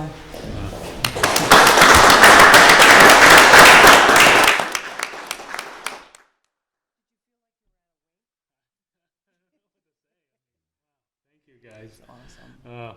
I really appreciate it. I have to say, Littleton's an awesome place, and you know, I think that I can't take credit for a lot of the things. There's so much energy in the community, and really, just like having people like you guys to just bring on to projects and just to work alongside with. It's been great. Littleton has amazing employees. They've been here for a long time. A lot of them are new and have chosen to come here, and it's been an honor to work alongside the community and the employees. I really appreciate it. I don't know what else to say. I didn't expect that, but thank you so much, guys. I really appreciate it. Thank you. Okay, next on the agenda is the first year EMS/ambulance review.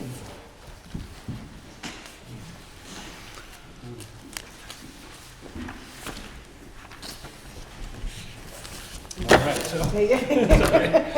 I'm still in shock from all that. So the EMS commission, the board appointed an EMS commission a little over maybe a year and 3 months ago, or a year and 2 months ago maybe.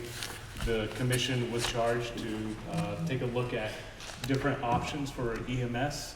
We were coming up on the end of a temporary contract with the expectation that the contract would be renewed for short-term periods while we continue to explore options for Littleton. The commission, working with Municipal Resources Incorporated, conducted a study, and the study came up with a list of recommendations that suggested that the town, as quickly as possible, move into a fire-based EMS approach in order to provide higher safety, continuity of this emergency service, and also to help control costs down the road. The EMS Commission recently met twice to go over some of the one-year findings, and with us tonight is interim fire chief who will go over the one-year report. So leave it to him, take it away. Sure. So I'll go through it. Some of the stuff is very factual, which will be the responses and the statistics themselves. If anybody has any questions, I think I'll just stop it and kind of go through it. It's easier. The number of intercepts for ALS is on page 3. So the revenue, which is going to be probably the hardest thing to be able to come up with, what really the numbers should look like. We had, unfortunately, this program was put together very quickly, and very impressive is how quickly the program was actually put into place. But along with that, the revenue stream or the billing process was very much delayed by about 3 months. So there are some limits for insurance companies as to how far back you can bill. So we really don't have what I would say is a strong baseline for what your revenue will be in the future. This first operating year is probably not the best to look at.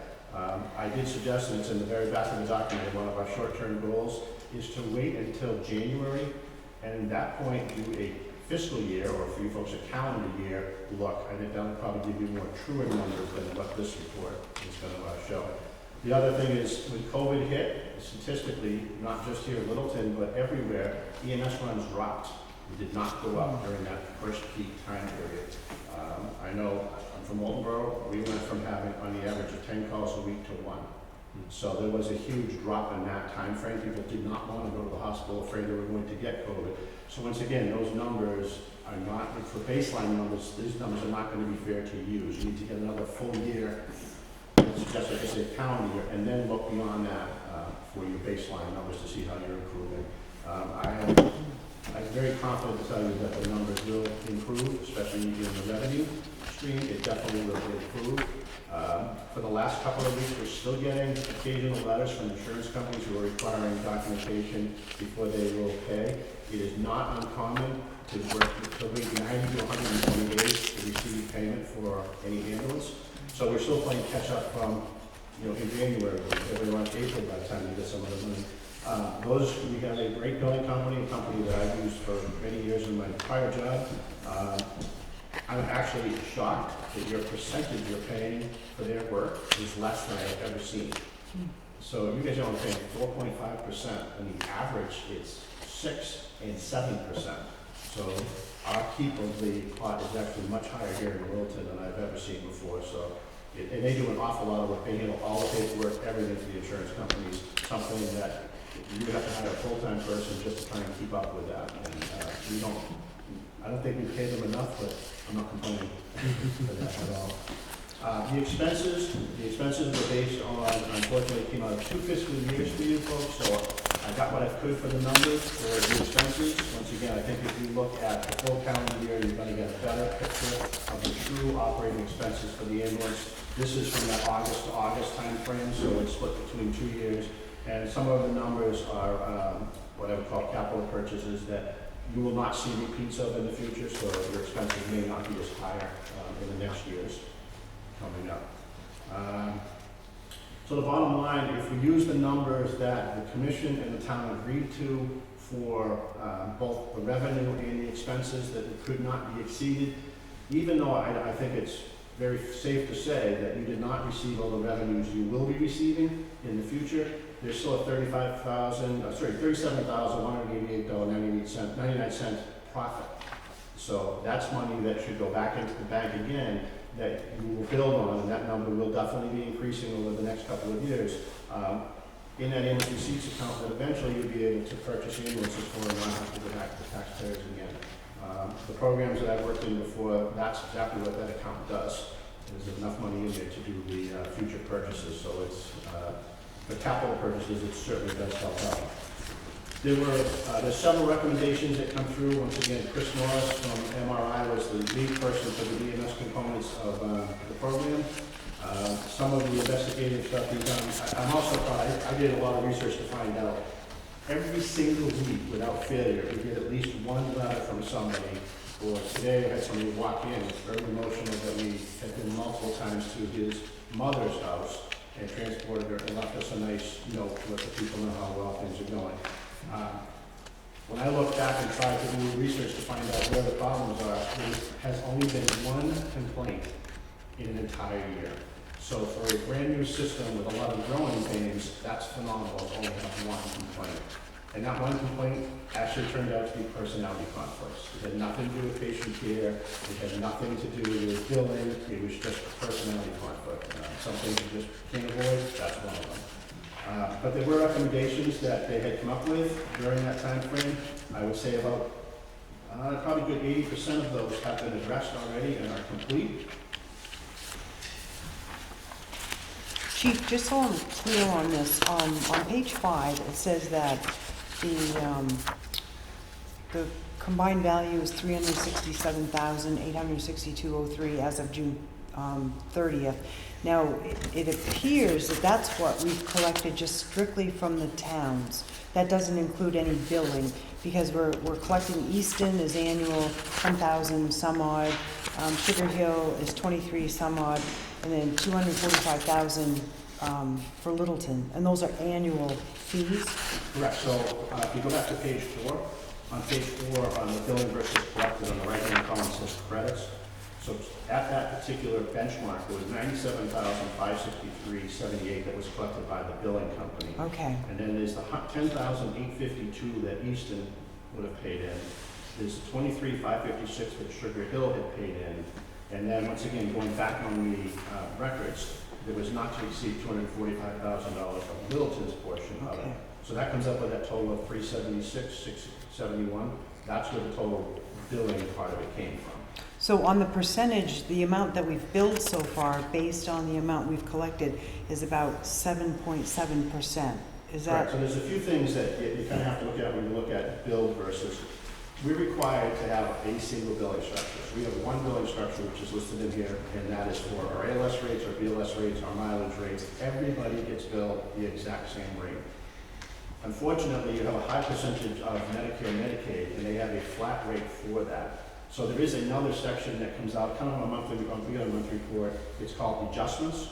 But what the billing company does is they don't automatically do the adjustment at the front end, because if you have Medicare and Medicaid, they'll take that money. But if you have supplemental insurance, they're going to bill on top of that and get what they can from that. At that point, they'll do the adjustments. So the adjustments are the rolling number that you're going to see every month, based on collections, not based on what was billed during the month. So that's why it's important you have to look at a full operating year of both all the billing coming in, so you'll get a better picture of what the billing is. So there is an offset, and let me see, I'll probably give you a percentage of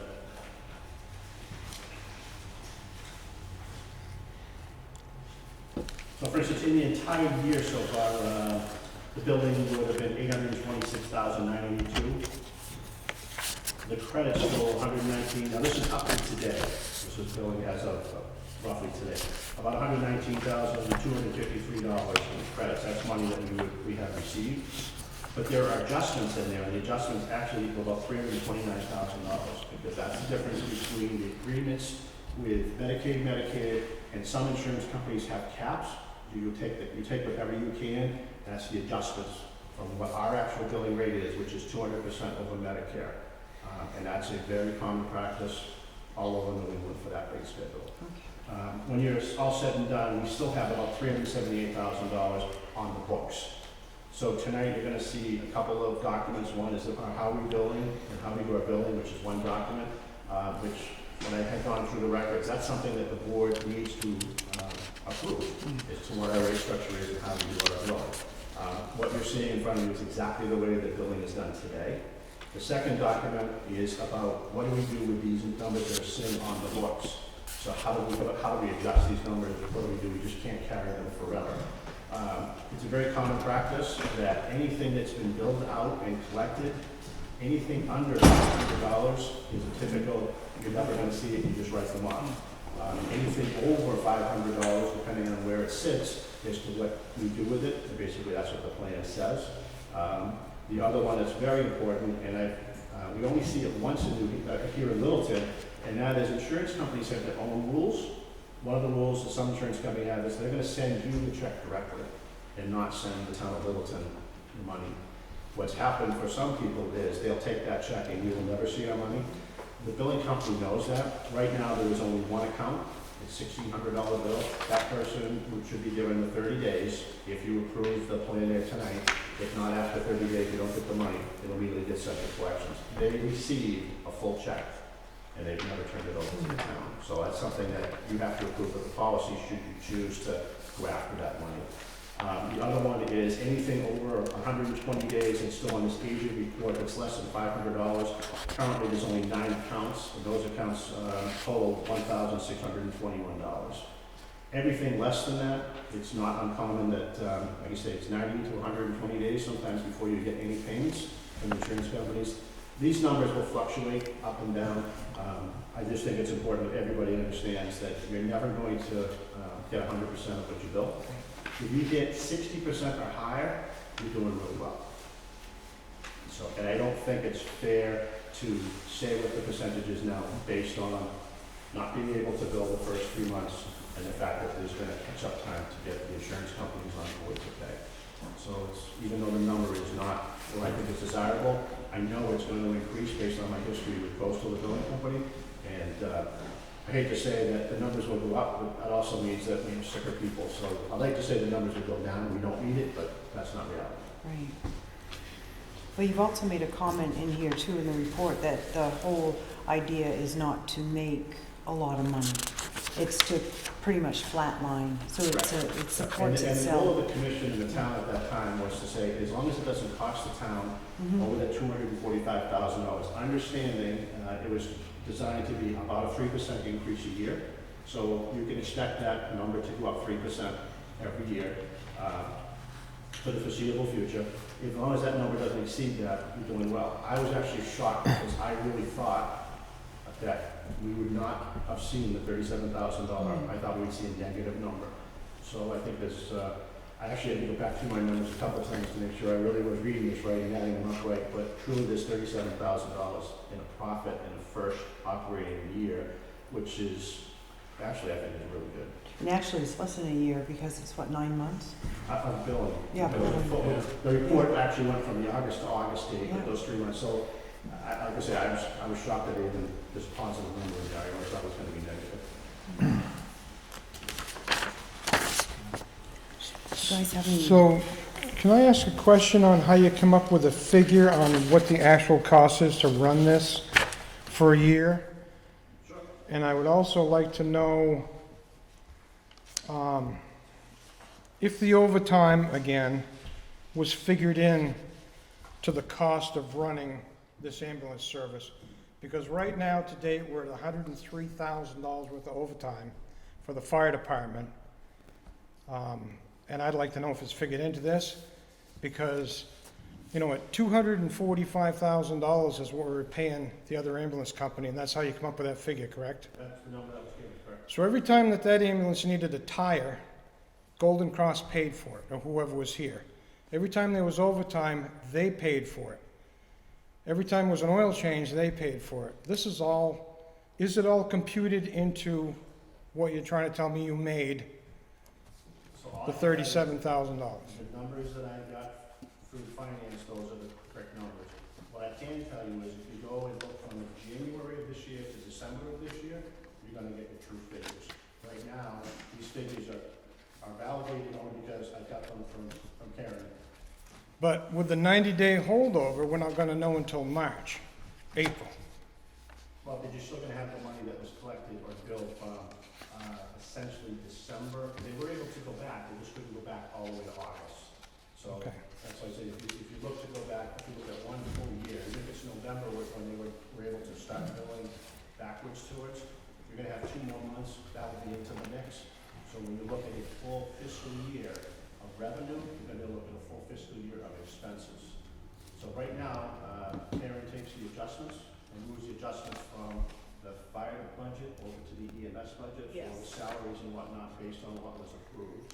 So we'll have those numbers, but I don't have those numbers today. I can only tell you what I have this fiscal year, I can't tell you what happened last fiscal year.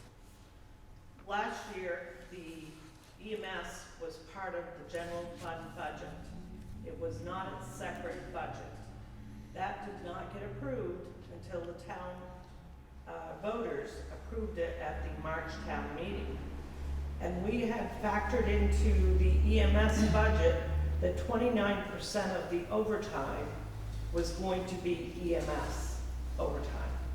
So on a quarterly basis, I've been calculating out and moving over 29% of the overtime. So that 104 thousand that you're looking at for the year, there'll be 29% of that will be in EMS by the end of this year. So it won't all be in the fire department, in the general fund. The other part of the overtime, there's some overtime that is submittable under FEMA and under the Gopher grant. So some of the monies pertaining to COVID responses are allowed to be submitted under those grants. But we don't have a number on that right now. Sorry? We don't have a number on that right now. I know of at least $8,000 of it is documented as submitted under COVID, under the Gopher grant. The FEMA grant, any overtime that pertains to COVID, it's allowed to be submitted for 75% of the reimbursement. So if I have 8,000 in the Gopher grant, that's 25%. So the other 75% will be submitted under the FEMA grant of the overtime. And Karen, if I may add, with the FEMA grant, if I recall correctly, that 75% is not just the overtime amount, the actual, dollar per hour, so to speak, but it includes any benefits provided by the town, such as health insurance and New Hampshire retirement. So we'll actually collect more.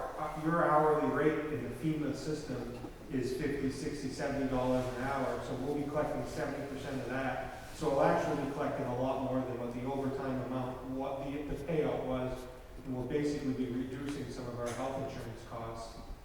With COVID vaccine on the horizon, we've been asked to vaccinate a number of people in town, and so we'll be able to bill out all of our hours that way as well.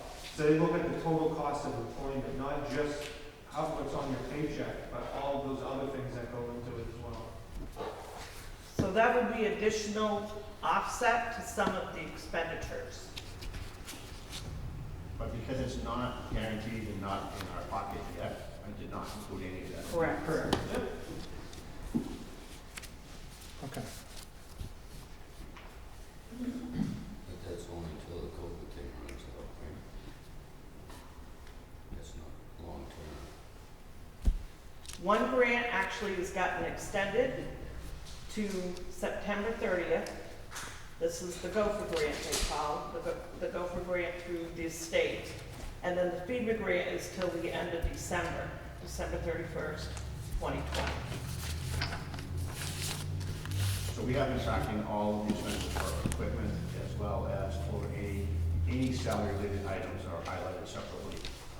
Karen has those figures and will be able to submit them as we go through. But once again, it was not included in the report because we're not finished with it and we don't have the money. So for me to put the money in and say we got it back and we don't, it's a false reading. So if you look at it that way, then the expenses that simply says $37,000, that number could go higher based on what they get back for funding. And I'm not sure when you're going to see that funding. You may not see it until next fiscal year, which means, how do you put it back against this fiscal year?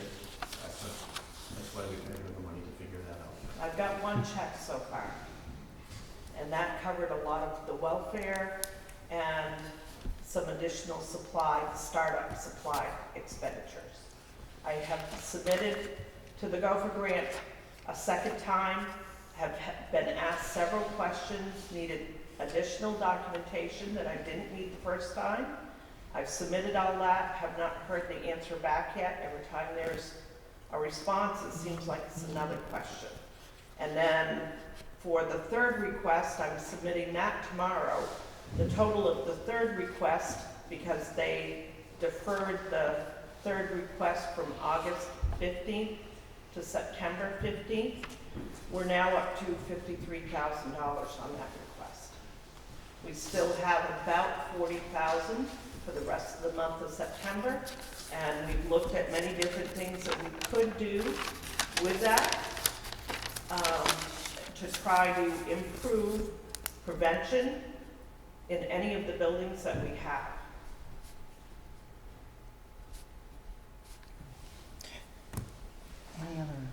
Questions? Yes? Okay. Thank you. Open it up to public comments, questions? Certainly want to give everyone a chance to ask.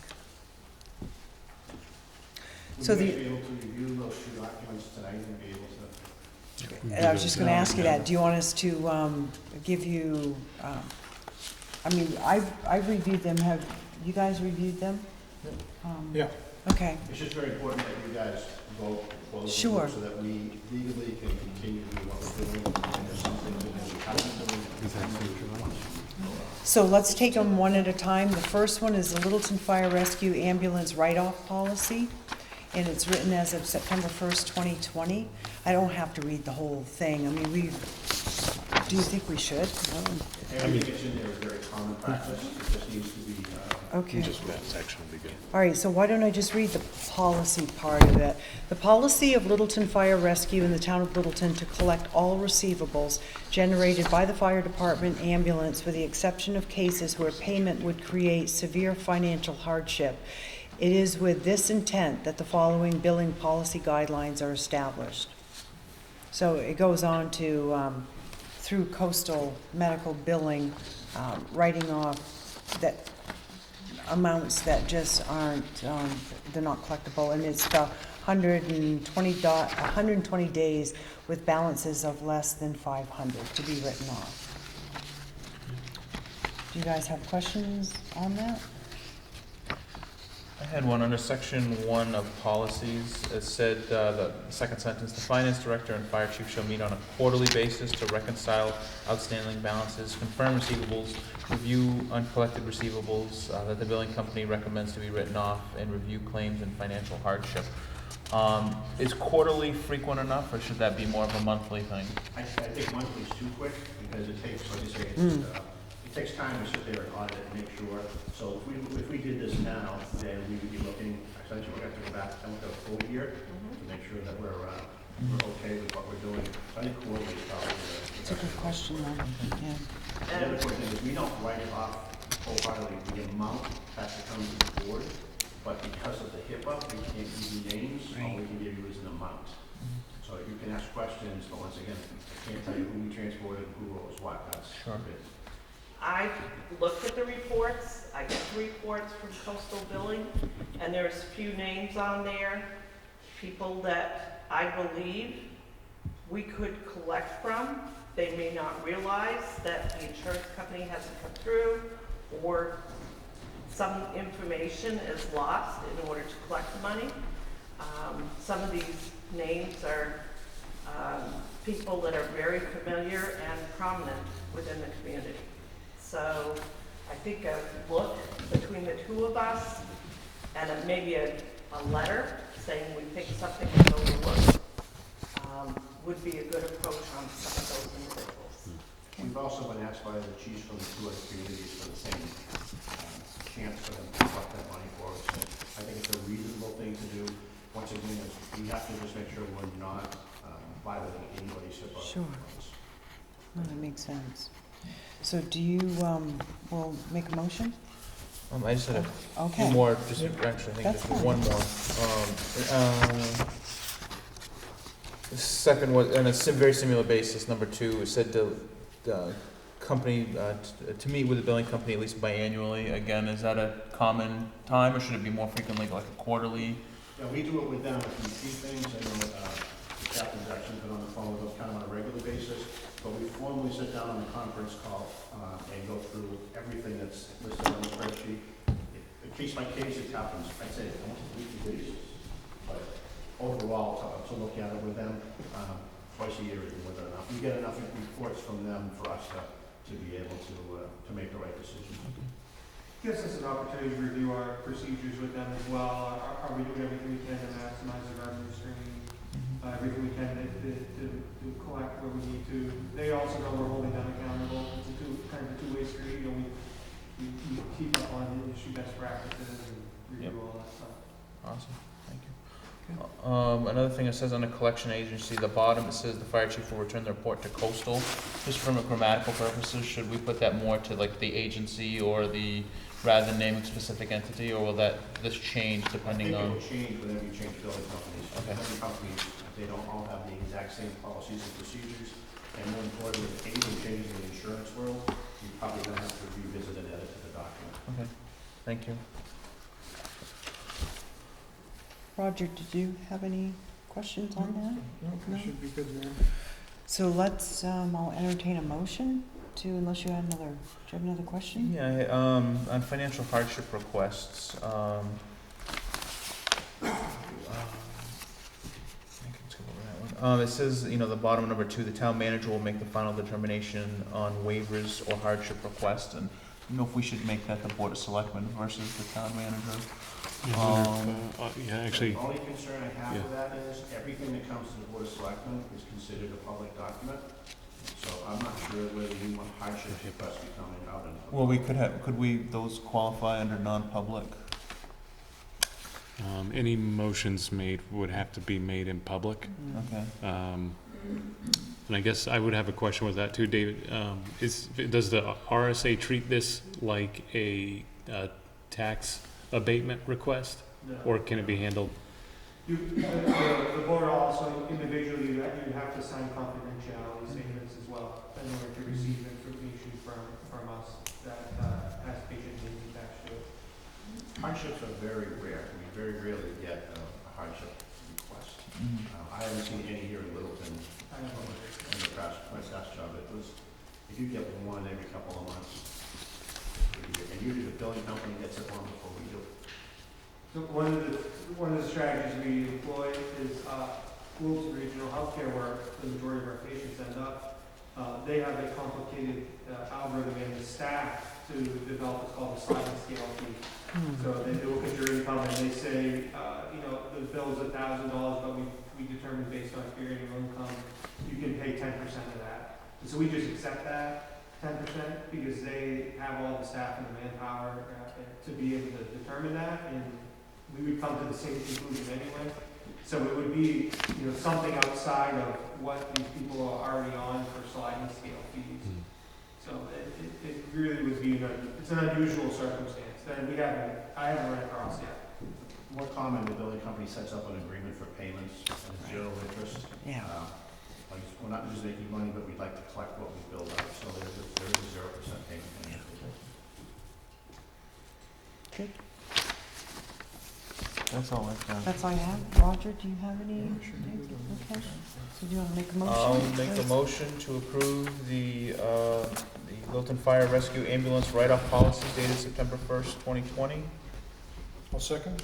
Okay, all in favor, say aye. Aye. Aye. Okay, it is approved. As of, what is today, the 14th. 14th? Okay. All right. Sign that there.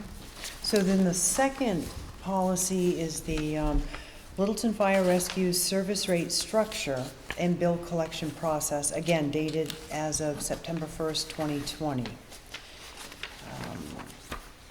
And just reading down, should I just give probably the rates, or, because those are pretty standard industry rates. Yeah, So you've already approved those rates? yeah, right. Okay. So do we not have to, The policy, the collection policy has the rates against the past, so we're asking you to do it as one document. okay. Okay. Got that. Good. So, So it does have to be approved. okay, all right. I'm requesting that you approve it. Okay, thank you. The purpose of this policy is to outline the service rate structure and bill collection process for the ambulance transport. Without getting into all of it, did you guys have any questions on this one? It's a couple places where it says, you know, it's Littleton Fire Rescue, of course, but then the second sentence on service rate structure says the fire department. Should we change where the fire department's mentioned on this page and on page 2 to fire rescue for more? Consistency? Yeah, I just, Yeah. okay, yeah. They have to make changes anyways. Okay. Raj, did you have any questions on this one? No. And then sign it in the office. All right. So with that, did you have any other? Let's take a look. All right. Yeah, I think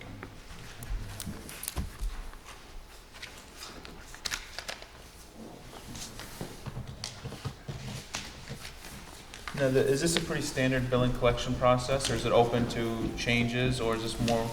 It is based on, potentially different billing company, different billing companies. Okay, but this is essentially what they do for their. This is essentially, this is the one that, like I said, I'm most familiar with. I've had this Okay. in the past, and, No, I mean, if this is what they've worked with and they find successful, then I. you have to remember, they're working because they want 4.5% of what they take in. Right. They're Yeah, gonna do whatever they can. It's a good carrot. So, These are more fun. you're fine with Yeah. that? All right, so I will entertain a motion. Make a motion to approve Littleton Fire Rescue Service rate structure and bill collection process dated September 1st, 2020, with just those couple Changes? changes. Okay, all right. Second. Second it, all in favor say aye. Aye? Aye. Okay, All right, so we'll do it with changes? You'll With get the changes to, I'll just send them right over to you. yeah, okay, good. It's literally one word, I know. I Okay. sound silly, but. Your word is good to me, so I'll move forward. that's great. Well, thank you. Thank you. Thank you, guys. Madam Chair, I just would like to take a moment, I mean, it's been a heck of a year at the fire department, tremendous amount of change. And it's been great to have, people with us, but really, we have a lot of our members here, who want to step out, but they're the people that make this work, day in and day out. Not only they have to, remember how to restart your heart, and give you an IV, and what drugs to give you, and how to, the best way to carry you if you're hurt. They also do a lot of really thankless work, like getting social security numbers and confirming patient addresses and stuff. That all makes the billing process work. So, I just really like to thank them. They're the nuts and bolts of what makes this happen every day. And I'm just really proud of the work that we've been able to accomplish together with the board and with our membership to make this happen in a year. We just don't see this stuff happen. So it's just another feather in Wilson's cap. So I'd just like to thank our crew for the great work this year. Thank you. That's Yeah, great, thank you. thank you. And also, while the chief is still here too, and also police chief, and just to give a shout out, because Milt's here, the polls. Thank you for all of your help in designing the structure. How many of you went to the polls, got to vote under the new, whole new system? And that's not an easy thing to do. Milt sat out in the hot sun asking questions, and that's a thankless job as well. So just a shout out to everyone that made working at the polls, the highway department, made it a whole lot easier to go through that process. November, we took pictures to see what November's gonna look like, probably not so much outside. So we may have to, call on you guys to help us with that as well. But, so thank you. Appreciate that. Thank you. Okay, so next on the agenda is the Littleton Historical Society, the Opera House lease. Yes. And before I jump on that, I do want to just say specifically thank you to the fire department. When the study was done a little over a year ago, it really spit out as an option for the fire department to take on fire-based EMS. And that was an option where it required actually a lot more work out of the guys that were already here as firefighters. And without them actually stepping up and volunteering to do that, to make their lives more difficult, this wouldn't have been an option. And I think that, we'll see the benefits of this and of this fire crew that was here during that time for a long time. So, I just want to say thank you guys for really stepping up and putting the community first. So, thank you.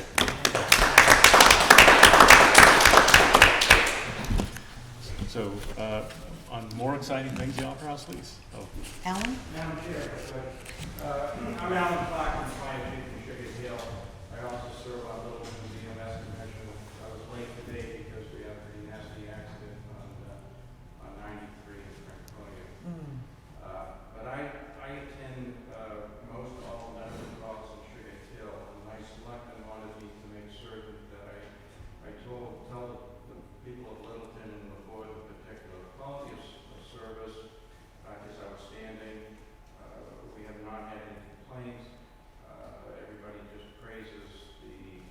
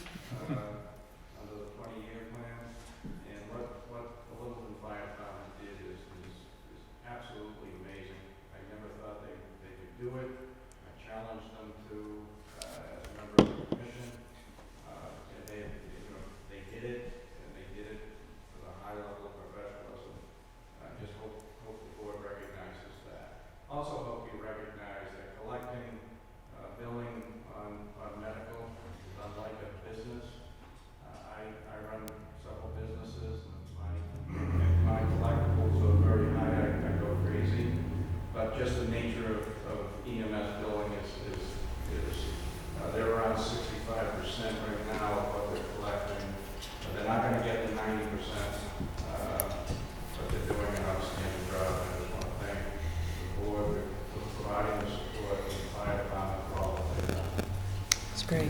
Thank you, Alan. Appreciate that. Okay. All right, so, at the 2020 town meeting, Article 37, authorized the select board to enter into a negotiated agreement with the Historical Society for the Opera House bottom level. We are coming off of a 10-year lease with them. This warrant article authorized the 10-year lease with a 10-year renewable. It also offers a fixed rate, which will assist with the long-term viability of the Historic Society, which is a very community-centered organization, preserving Littleton's past.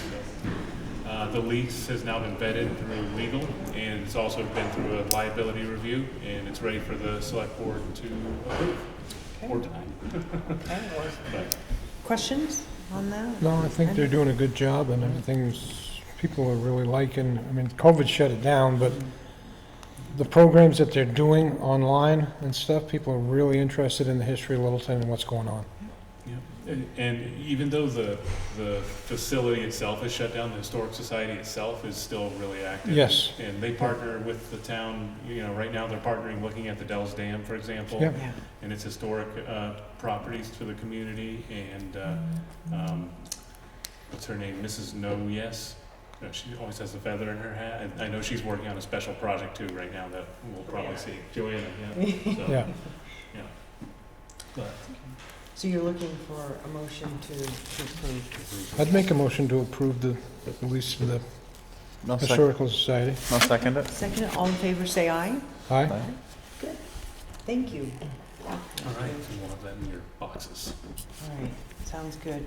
So then the next on the agenda is letter of support, NCES Phase 6.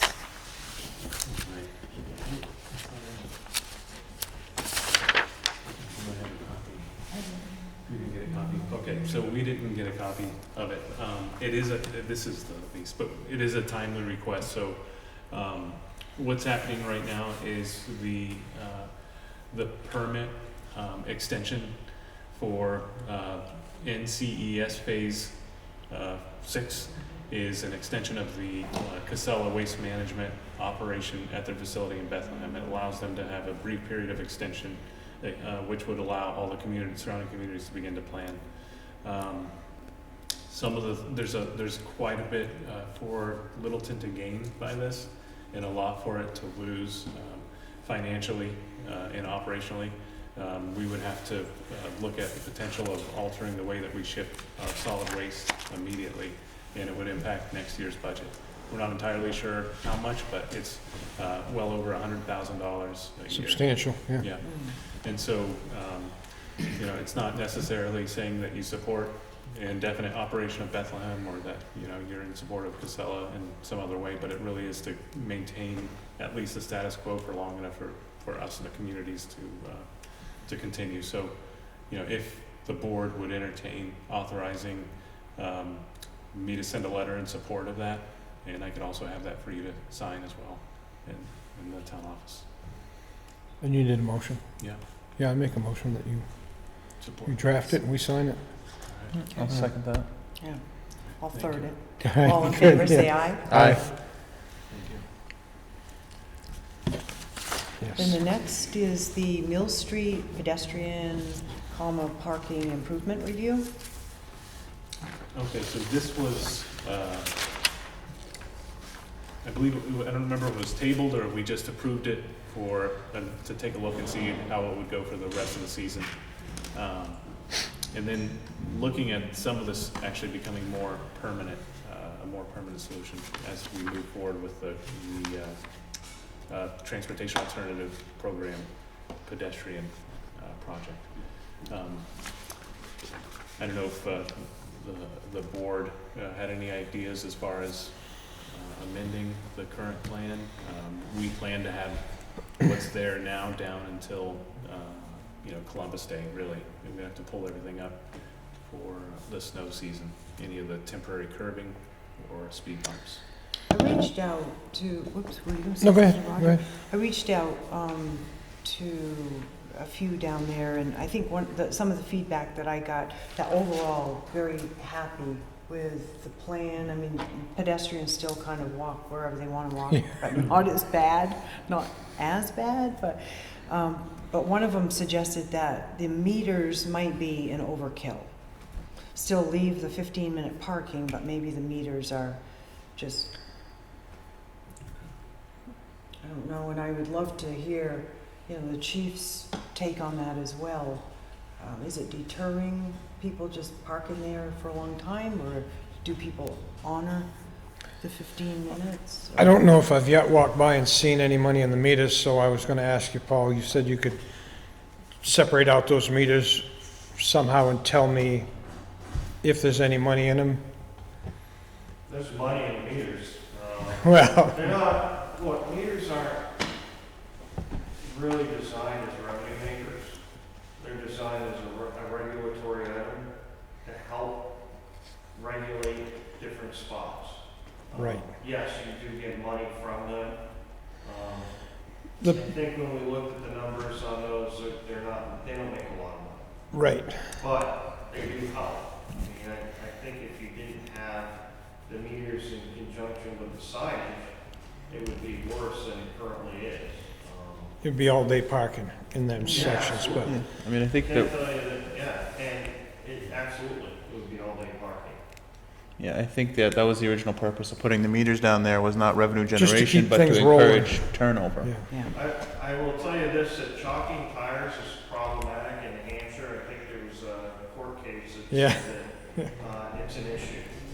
When you chalk a tire and then sit there and time, the meter times are certified too.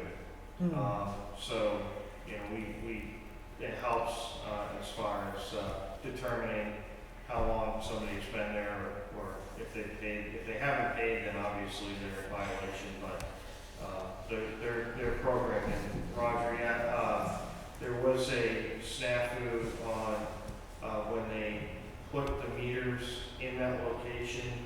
Our parking enforcement person has been out on medical, our primary, and so when the meters were put on the pole, they weren't zeroed out, so to speak. So Okay. they went to take, because I told you I was gonna do a audit of Yeah. the meters. It was incorrect, because it had some quote-unquote old money assigned to it. So, they're audited now, and I should be able to get you, whatever you got, the board would like, I can get you probably maybe August 1st, August 31st or something. I can get like a month worth of audit off of it, if that's what you guys would like. If you still, just so you know how much they're making. Right. Like I said, I don't think they make a lot, but they're more helpful in the regulatory component of, And trying to determine who's there. It's not really, I guess, the money that's being put in them, it's just the people that do put the money in them honor the 15 minutes. They do. The people that don't honor the 15 minutes. That's correct. So, just trying to get an idea of what's going through them.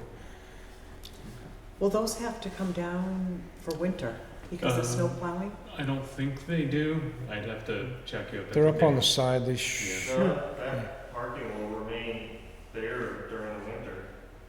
Yeah, I think So- they're at the distance that's like equivalent to what you'd see on Main Street. Okay. There might be, if there's pedestrian move behind it, there would just have to be a special snow removal process, which we have to do anyways. So the snow coming off the roof won't be an issue then with cars parked there? Yeah, I mean, I didn't design the building. right, I mean, who's that on, is that on town's insurance, or? it is. I understand what you're saying, though. Yeah. Snow, according to I think it's our traffic policy, it's illegal to deposit any snow within the town's right of way. So if that does become a problem, I think whoever's doing that, which would be the abutting property owner, they would be required to take whatever actions to stop that. So I think in this case, there's a roof line that comes close. Maybe, I'm not an engineer, but, there could be some of those snow barricades that are put up on the roofs that melt the snow or stop it, so. Well, I mean, we're typically gonna be plowing there on a routine basis anyways, Mhm. and they'll get plowed for the most part. Yeah. It's just something that falls in between storms, falls off the roof. I mean, I'm gonna say in an overview, it's working better than it did. Is there a solution? I don't think so yet, but we can keep studying it, see traffic's moving. Good to hear. That's good, it's good to hear. Personal comment, that speed bump you got here, coming down the hill, the road's rough enough that you really don't need that. Just And adding, people that have low cars, it's not really convenient. Yeah, I think I've got maybe 5 inches and I go really slow. And, one thing I would be interested in, Roger, have you seen, I've kind of wondered about the speed bump altering the U-turns. Has it stopped that? Not really. No. But sometimes at the shop, you hear a massive bang, and you look down there, and it's somebody that didn't see the speed bump. And all the cargo in the back of their pickup truck is that high off the running boards and then back down in, or the sideboards. So it does slow them down the second time. yeah. Yeah. Good. I will tell Thank you, you. with the tremendous amount of pedestrian traffic that goes down the road, and, I understand they're in, a lot of them are in the roadway until we can get the redesign and have a sidewalk. That speed bump does make a huge traffic safety. Yeah. It's huge for traffic safety. I know it's a pain in the butt, but I appreciate it. And one thing they suggested a while ago is if, on the road, if you could have some kind of a stencil to paint down pedestrians with an arrow pointed over towards where you want them to walk. If they would notice that, I don't know if it'd work or not. It's just something else for guidance. Are we still on schedule with the TAP grants to have sidewalk laid next year? We just had a meeting with DOT last week to go over quite a few different topics that we have with them.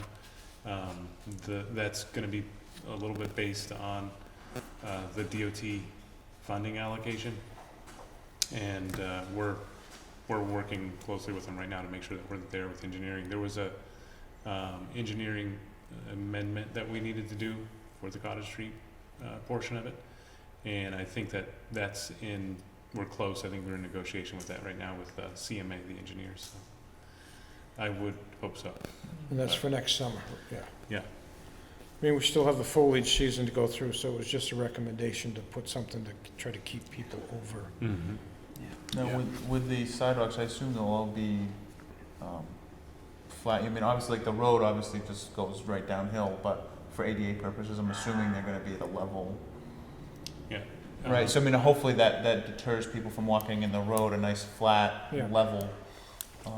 Yeah, as far as it will be a slope away from the building, they'd be level with themselves, and the goal is wherever possible to have wider than the ADA requirement. There's some areas in here that are pretty tight. If you look up at the red area is likely going to be the minimum, which I think is 4 feet in width, but yeah, it'll all be level for ADA. Good. You gotta remember, they're walking out of a brewery. So we okay with that then, as far as Mill Street? All right, so the next, under new business, we've got the Eureka Hose Company, the sale of the 1931 American LaFrance pumper. Right here, you got an appointment.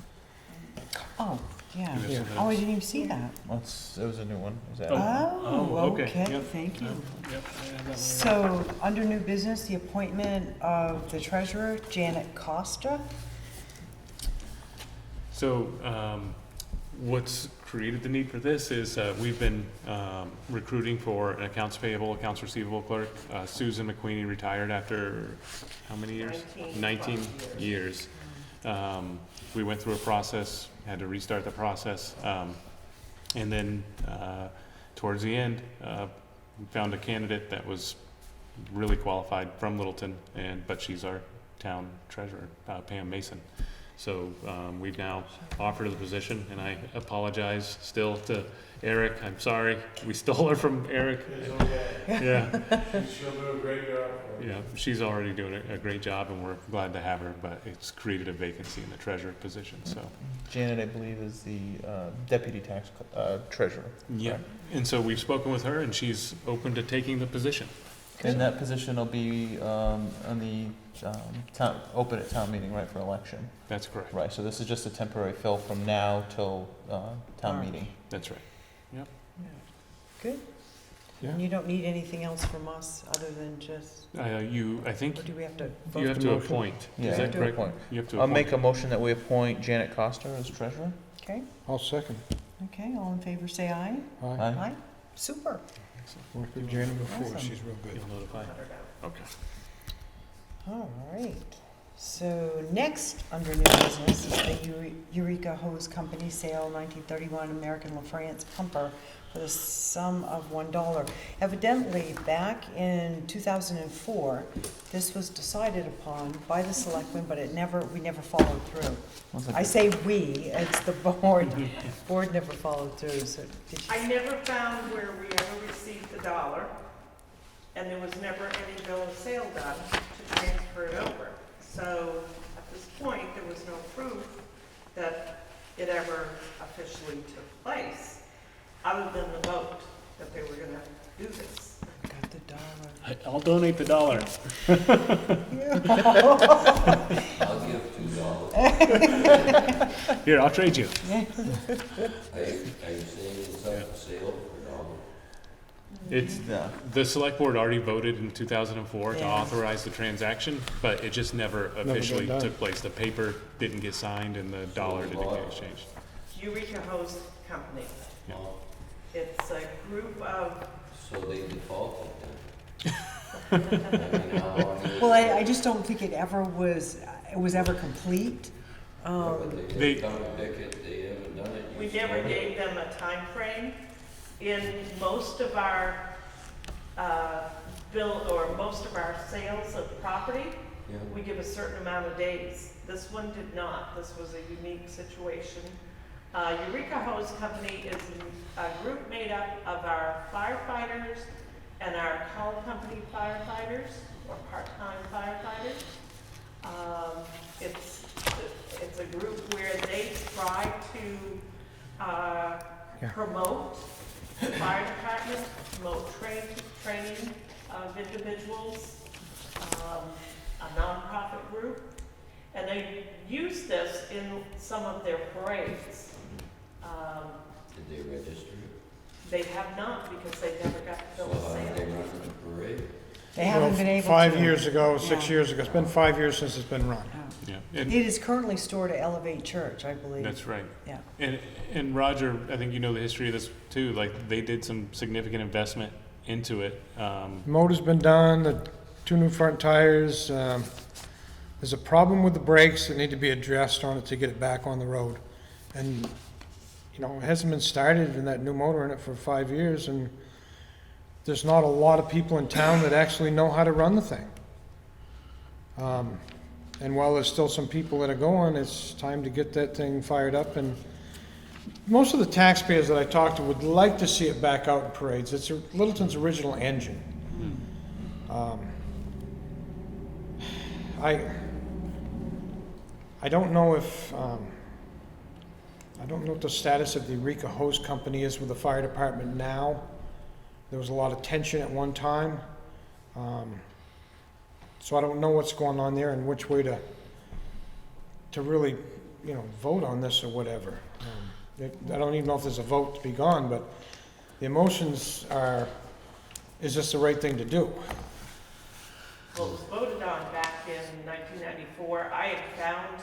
Yeah, I got the paper from 94 when it was done. This is essentially completing the transaction. So that'd be We just don't complete. have a record of the dollar being deposited. Right. Yeah. Um, I went And bill of sale sign. Or a bill of sale or anything, there's Right. nothing done. Ironically, Steve, your dad was on the select board at the time. Yeah. He made the motion, As actually. vice chair, he did. No, it's his fault. I'll make it right, I'll give you the dollar, sign the bill of sale, I'll take it. Try to live long enough to put it in the parade, if we get that enough. Yeah. I mean, if they default on it, don't want it or whatever. So, I think- with Eureka Hose having it, does it stay in the storage department that it's in? I mean, it's in the church right Church. now, so it's not on the town property or anything like that. I mean, this Okay. just sounds like, you know, a transaction on both ends just never got done. It's Yeah. not one or the other. I mean, I don't think we need to make a motion to ratify a previous board's motion. We really just need to complete the bill of sale and deposit the dollar. Right. Yep. Absolutely. And transfer that to, bring it over to Eureka Hose, Yeah. so that they can then register it. Yeah, I mean, that's the biggest thing is getting it off our insurance. Mhm. But we just need to complete this transaction. So Eureka Hose would have an insurance policy for that? They would have to. Yeah. I mean, it's not up to us to tell them to, but they would, I would think, want one. And they could purchase one through Primex. It's called a tulip Yep. policy. Mhm. I guess with, nobody's here from Eureka Hose or No, anything that could, Bill left, so. So I'm technically a member. I'm not gonna speak on Eureka Hose's behalf. Tim Monahan, one of the firefighters out in town now. I've been here a year, so I'm certainly not gonna speak on behalf of what we should do with this or anything. But I can certainly bring something back to the guys if the board needs me to. I mean, I'll just, I don't know if we need anything else, but I'll make a motion that we complete the bill of sale, to sell to the Eureka Hose Company, the number 1 engine, the 1931 American LaFrance pumper with VIN number 7316 for the sum of $1, which we already have. So we'll deposit that, we'll sign the bill of sale. and get Do this- we need to ratify this for the date, because, should we, Well, it says the transfer was authorized by the board at a regular scheduled meeting on April 28th. I mean, if it's been ratified, we've got minutes to such. just need to complete it, right? Yeah, we just Yeah. need to complete it, so we just need You to, made a motion that And we we'll just complete date it right? for the Yeah. date of the Okay, I'll signature. second it, okay, Yeah, if that's all what. right. yeah. Just- Madam Chairman, do you want to sign? This would be a historic Oh document. dear, sure, be happy to. Okay.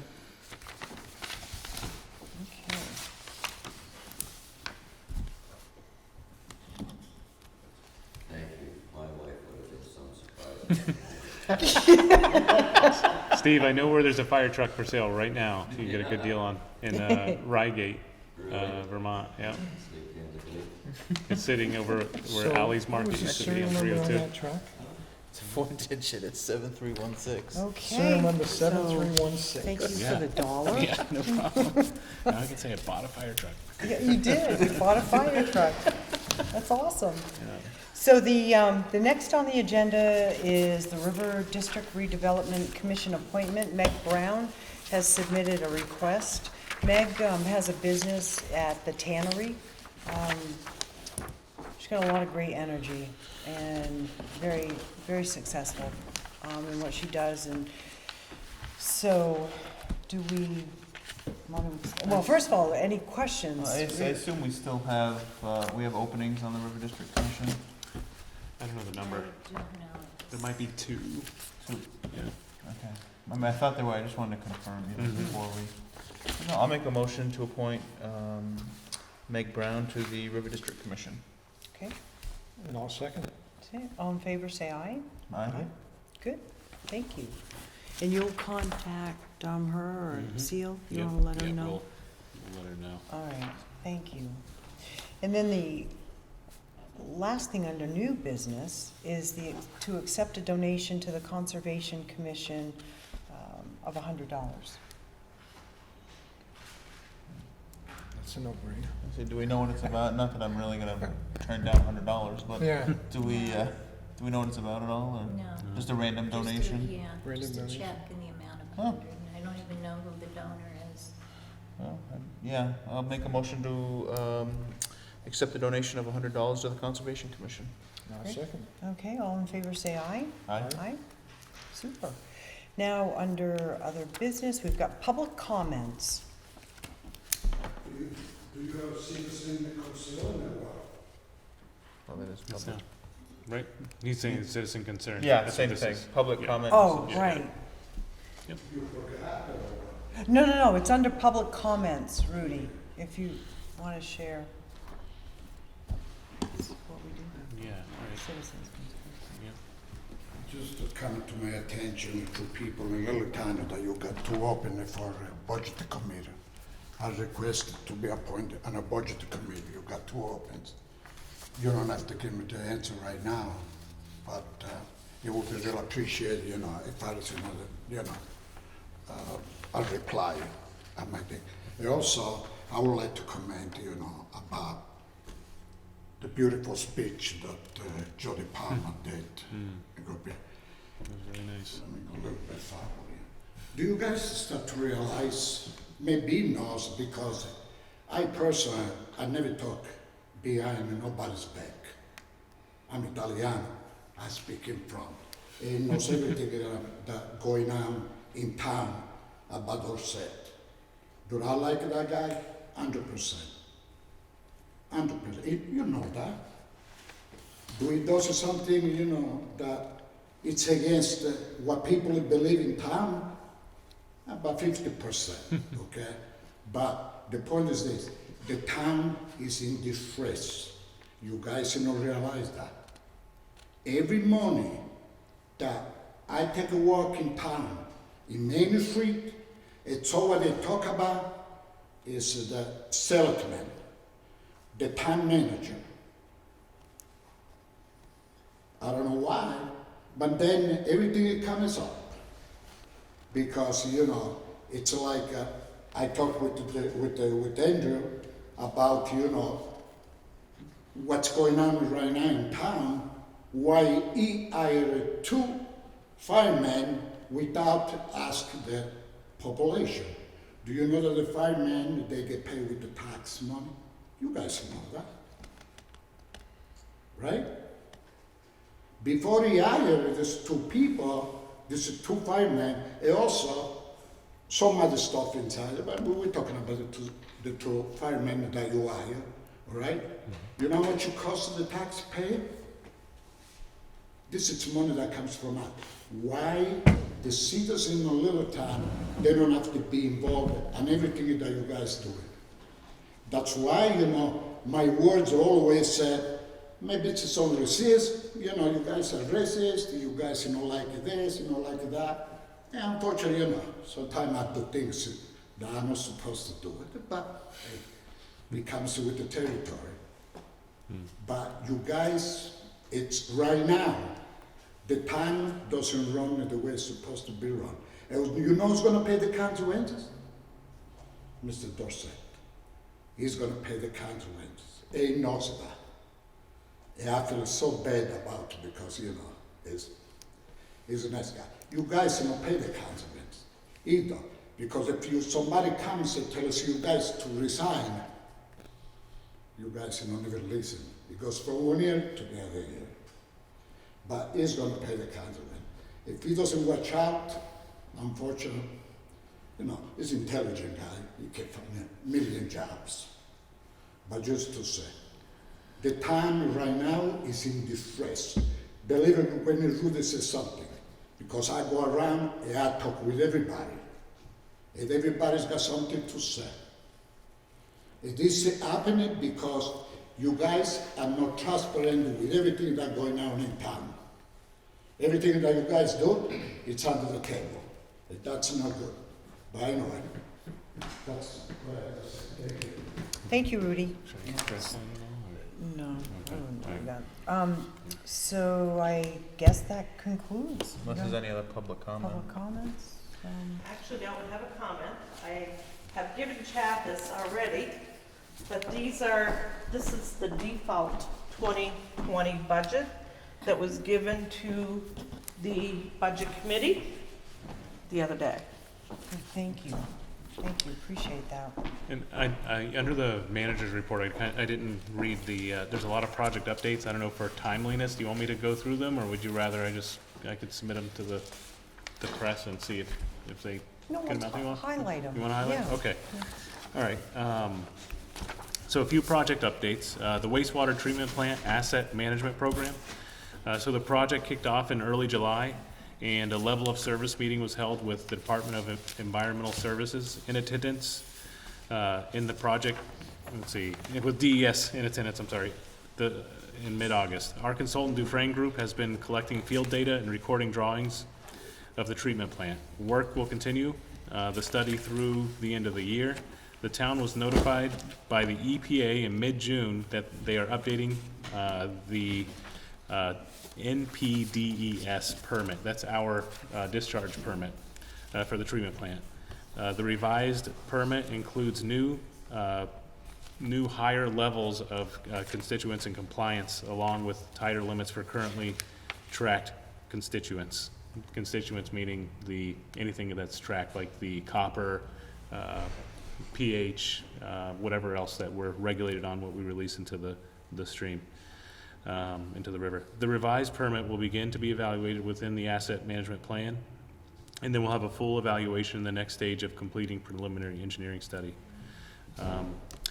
We've talked about that briefly before, just like we have to issue industrial discharge permits to all non-residential sewer users, and we have to regulate what they give us because we're regulated on what actually comes out the outpipe.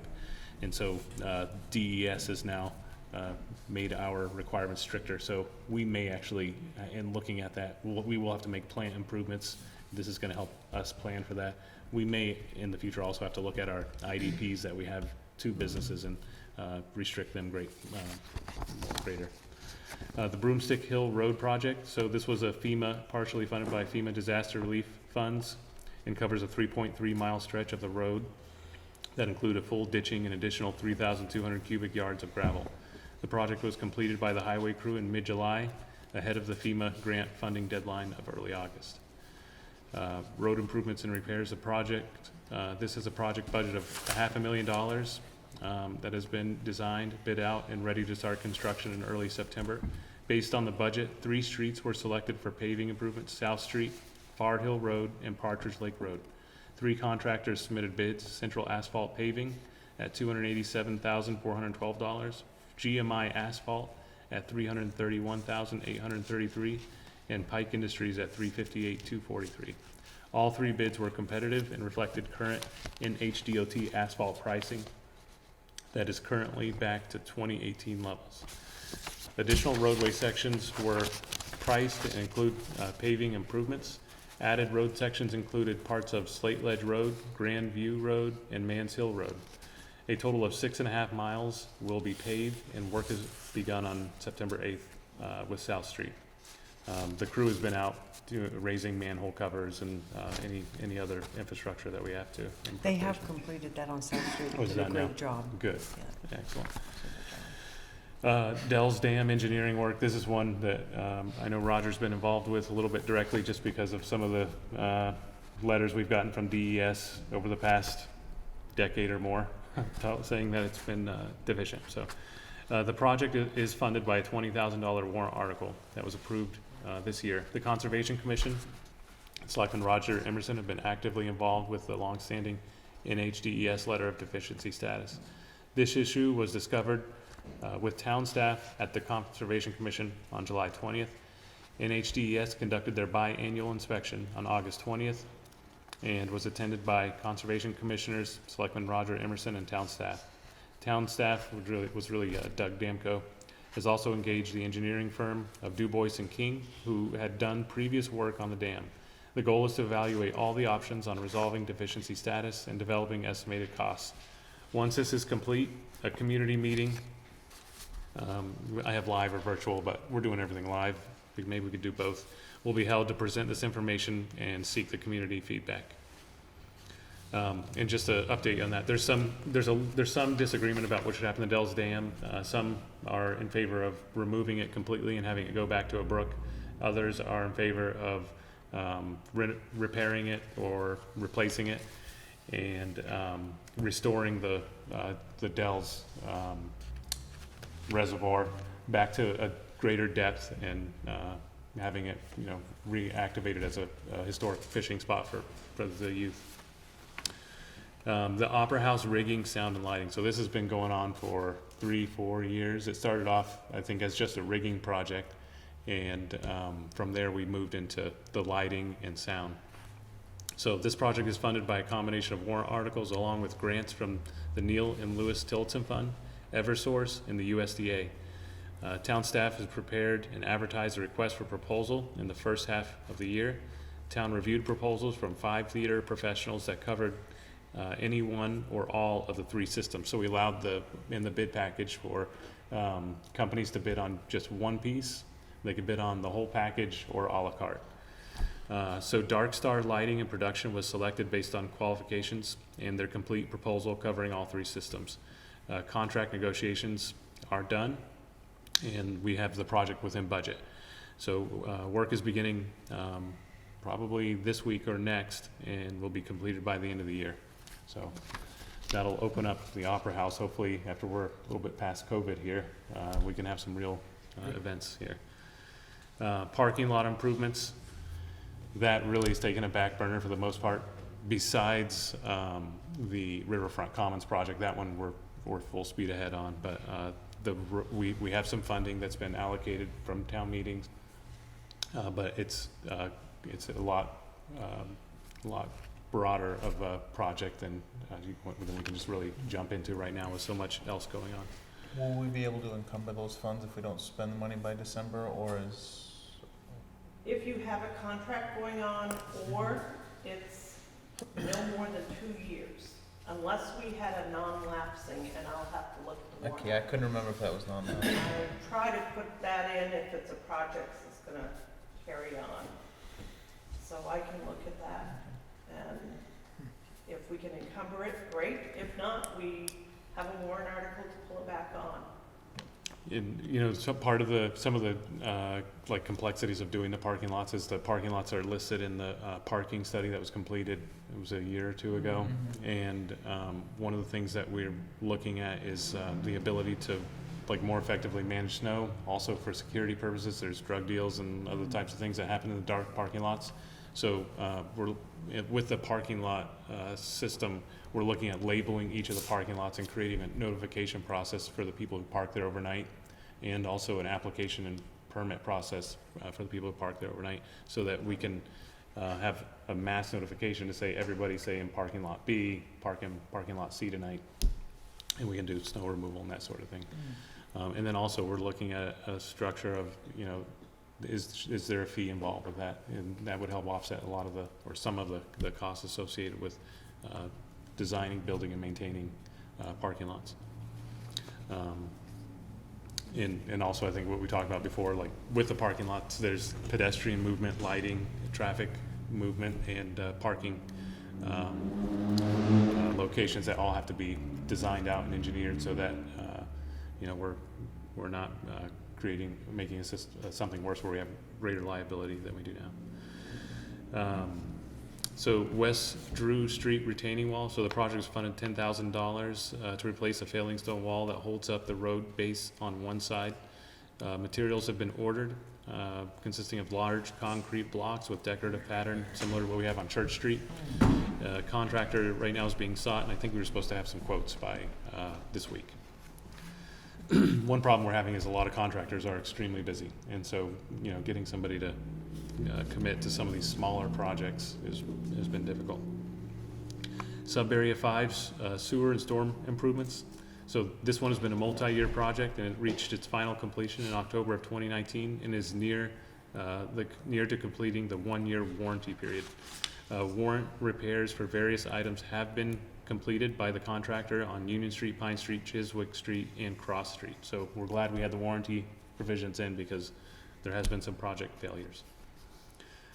River District infrastructure improvements. So this project continues to be in resolution phase with the contractor and design engineer for deficiencies with landscaping, drainage, and the building foundation at 25 Amanuensis Street.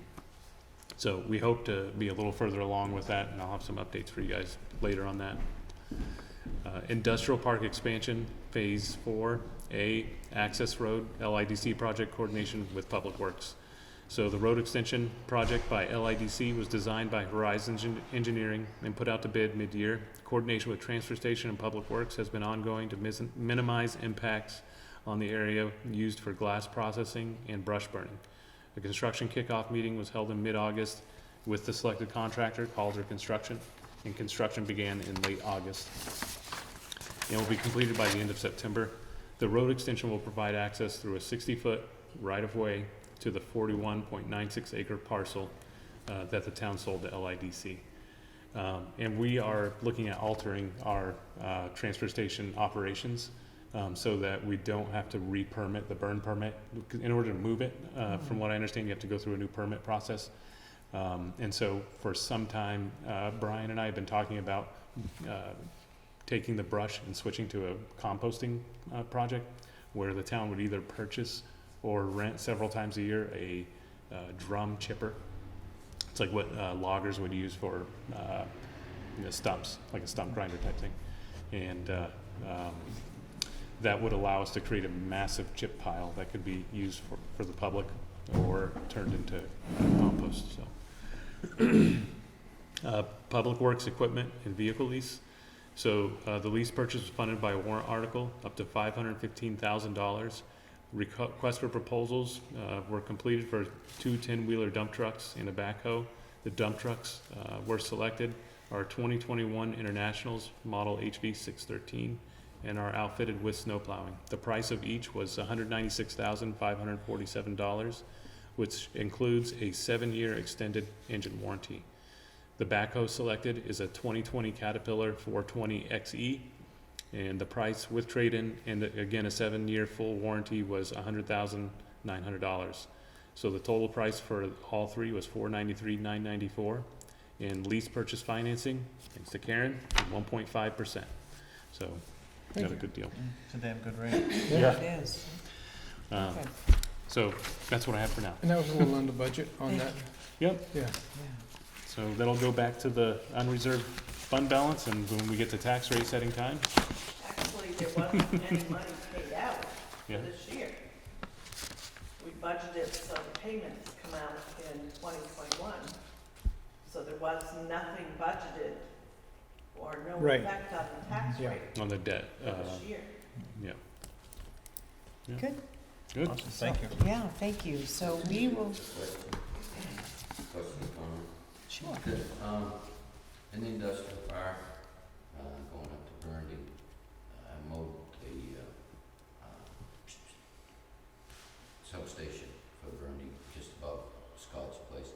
The culvert on the uphill side of that driveway is not open at all. And I've been mowing in other places, and I've noticed a lot of culverts that are only a third, 30% open.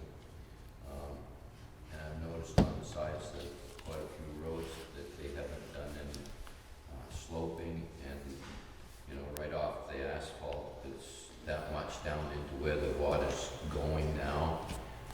You said they were done on the broomstick project, so I was kind of expecting that we might see some preparation for winter, with the runoff of the snow, and you've already got trenches a foot deep, and you got spring coming next year.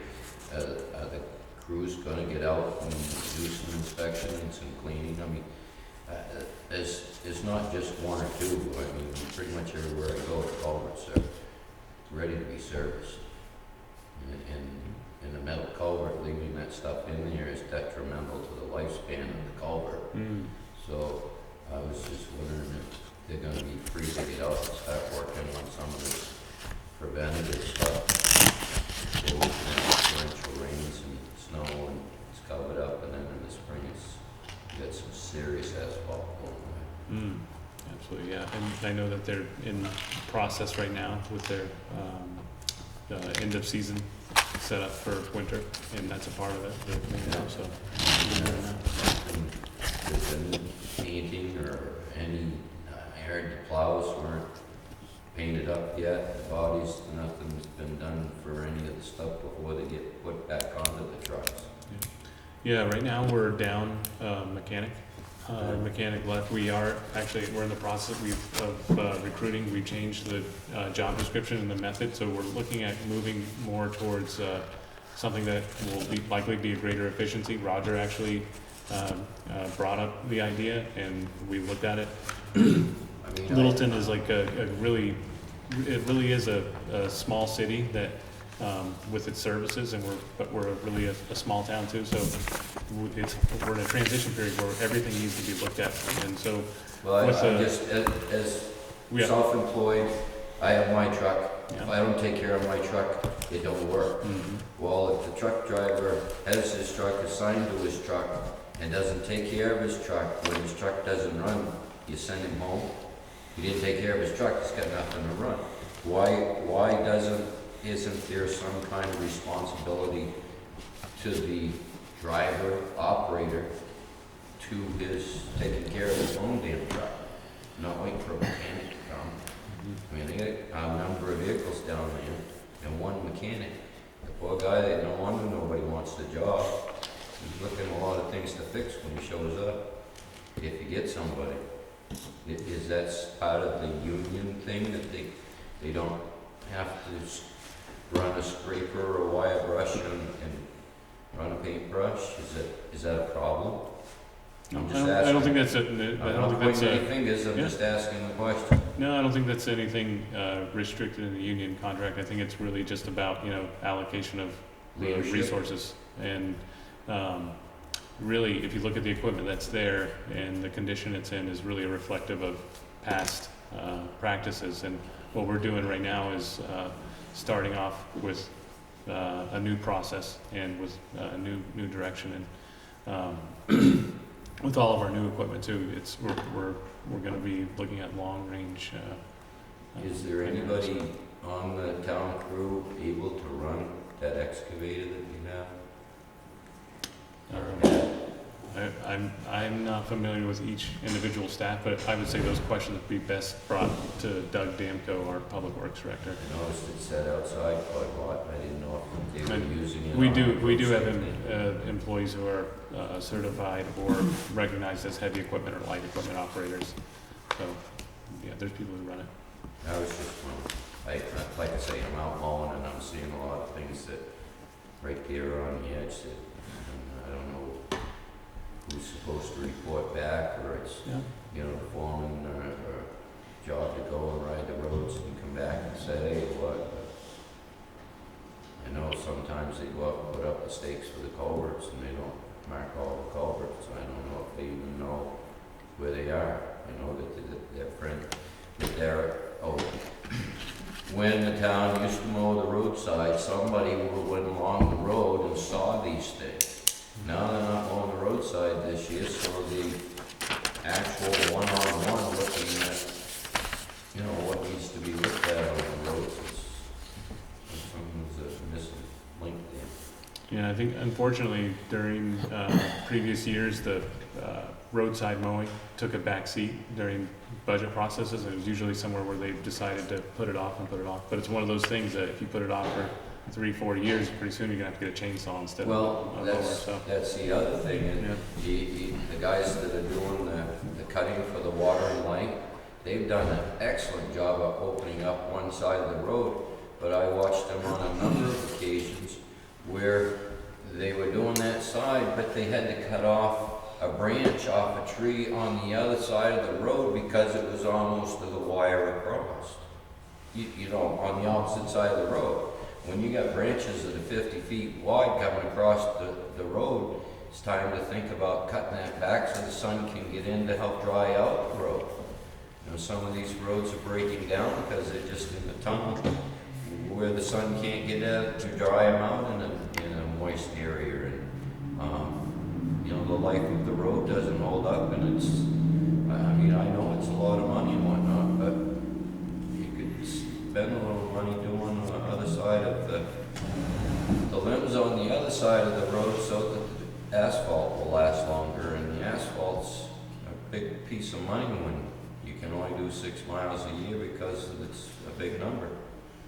And if the limbs are cut back, the road would last longer. I was just thinking, I actually was working for Pike in '95 when that section of Partridge Lake was paved. It's been 25 years since anything's been done as far as putting asphalt on it. Okay, Anyway, well, just thank comments. you, Steve. Yeah, thank you for your comments.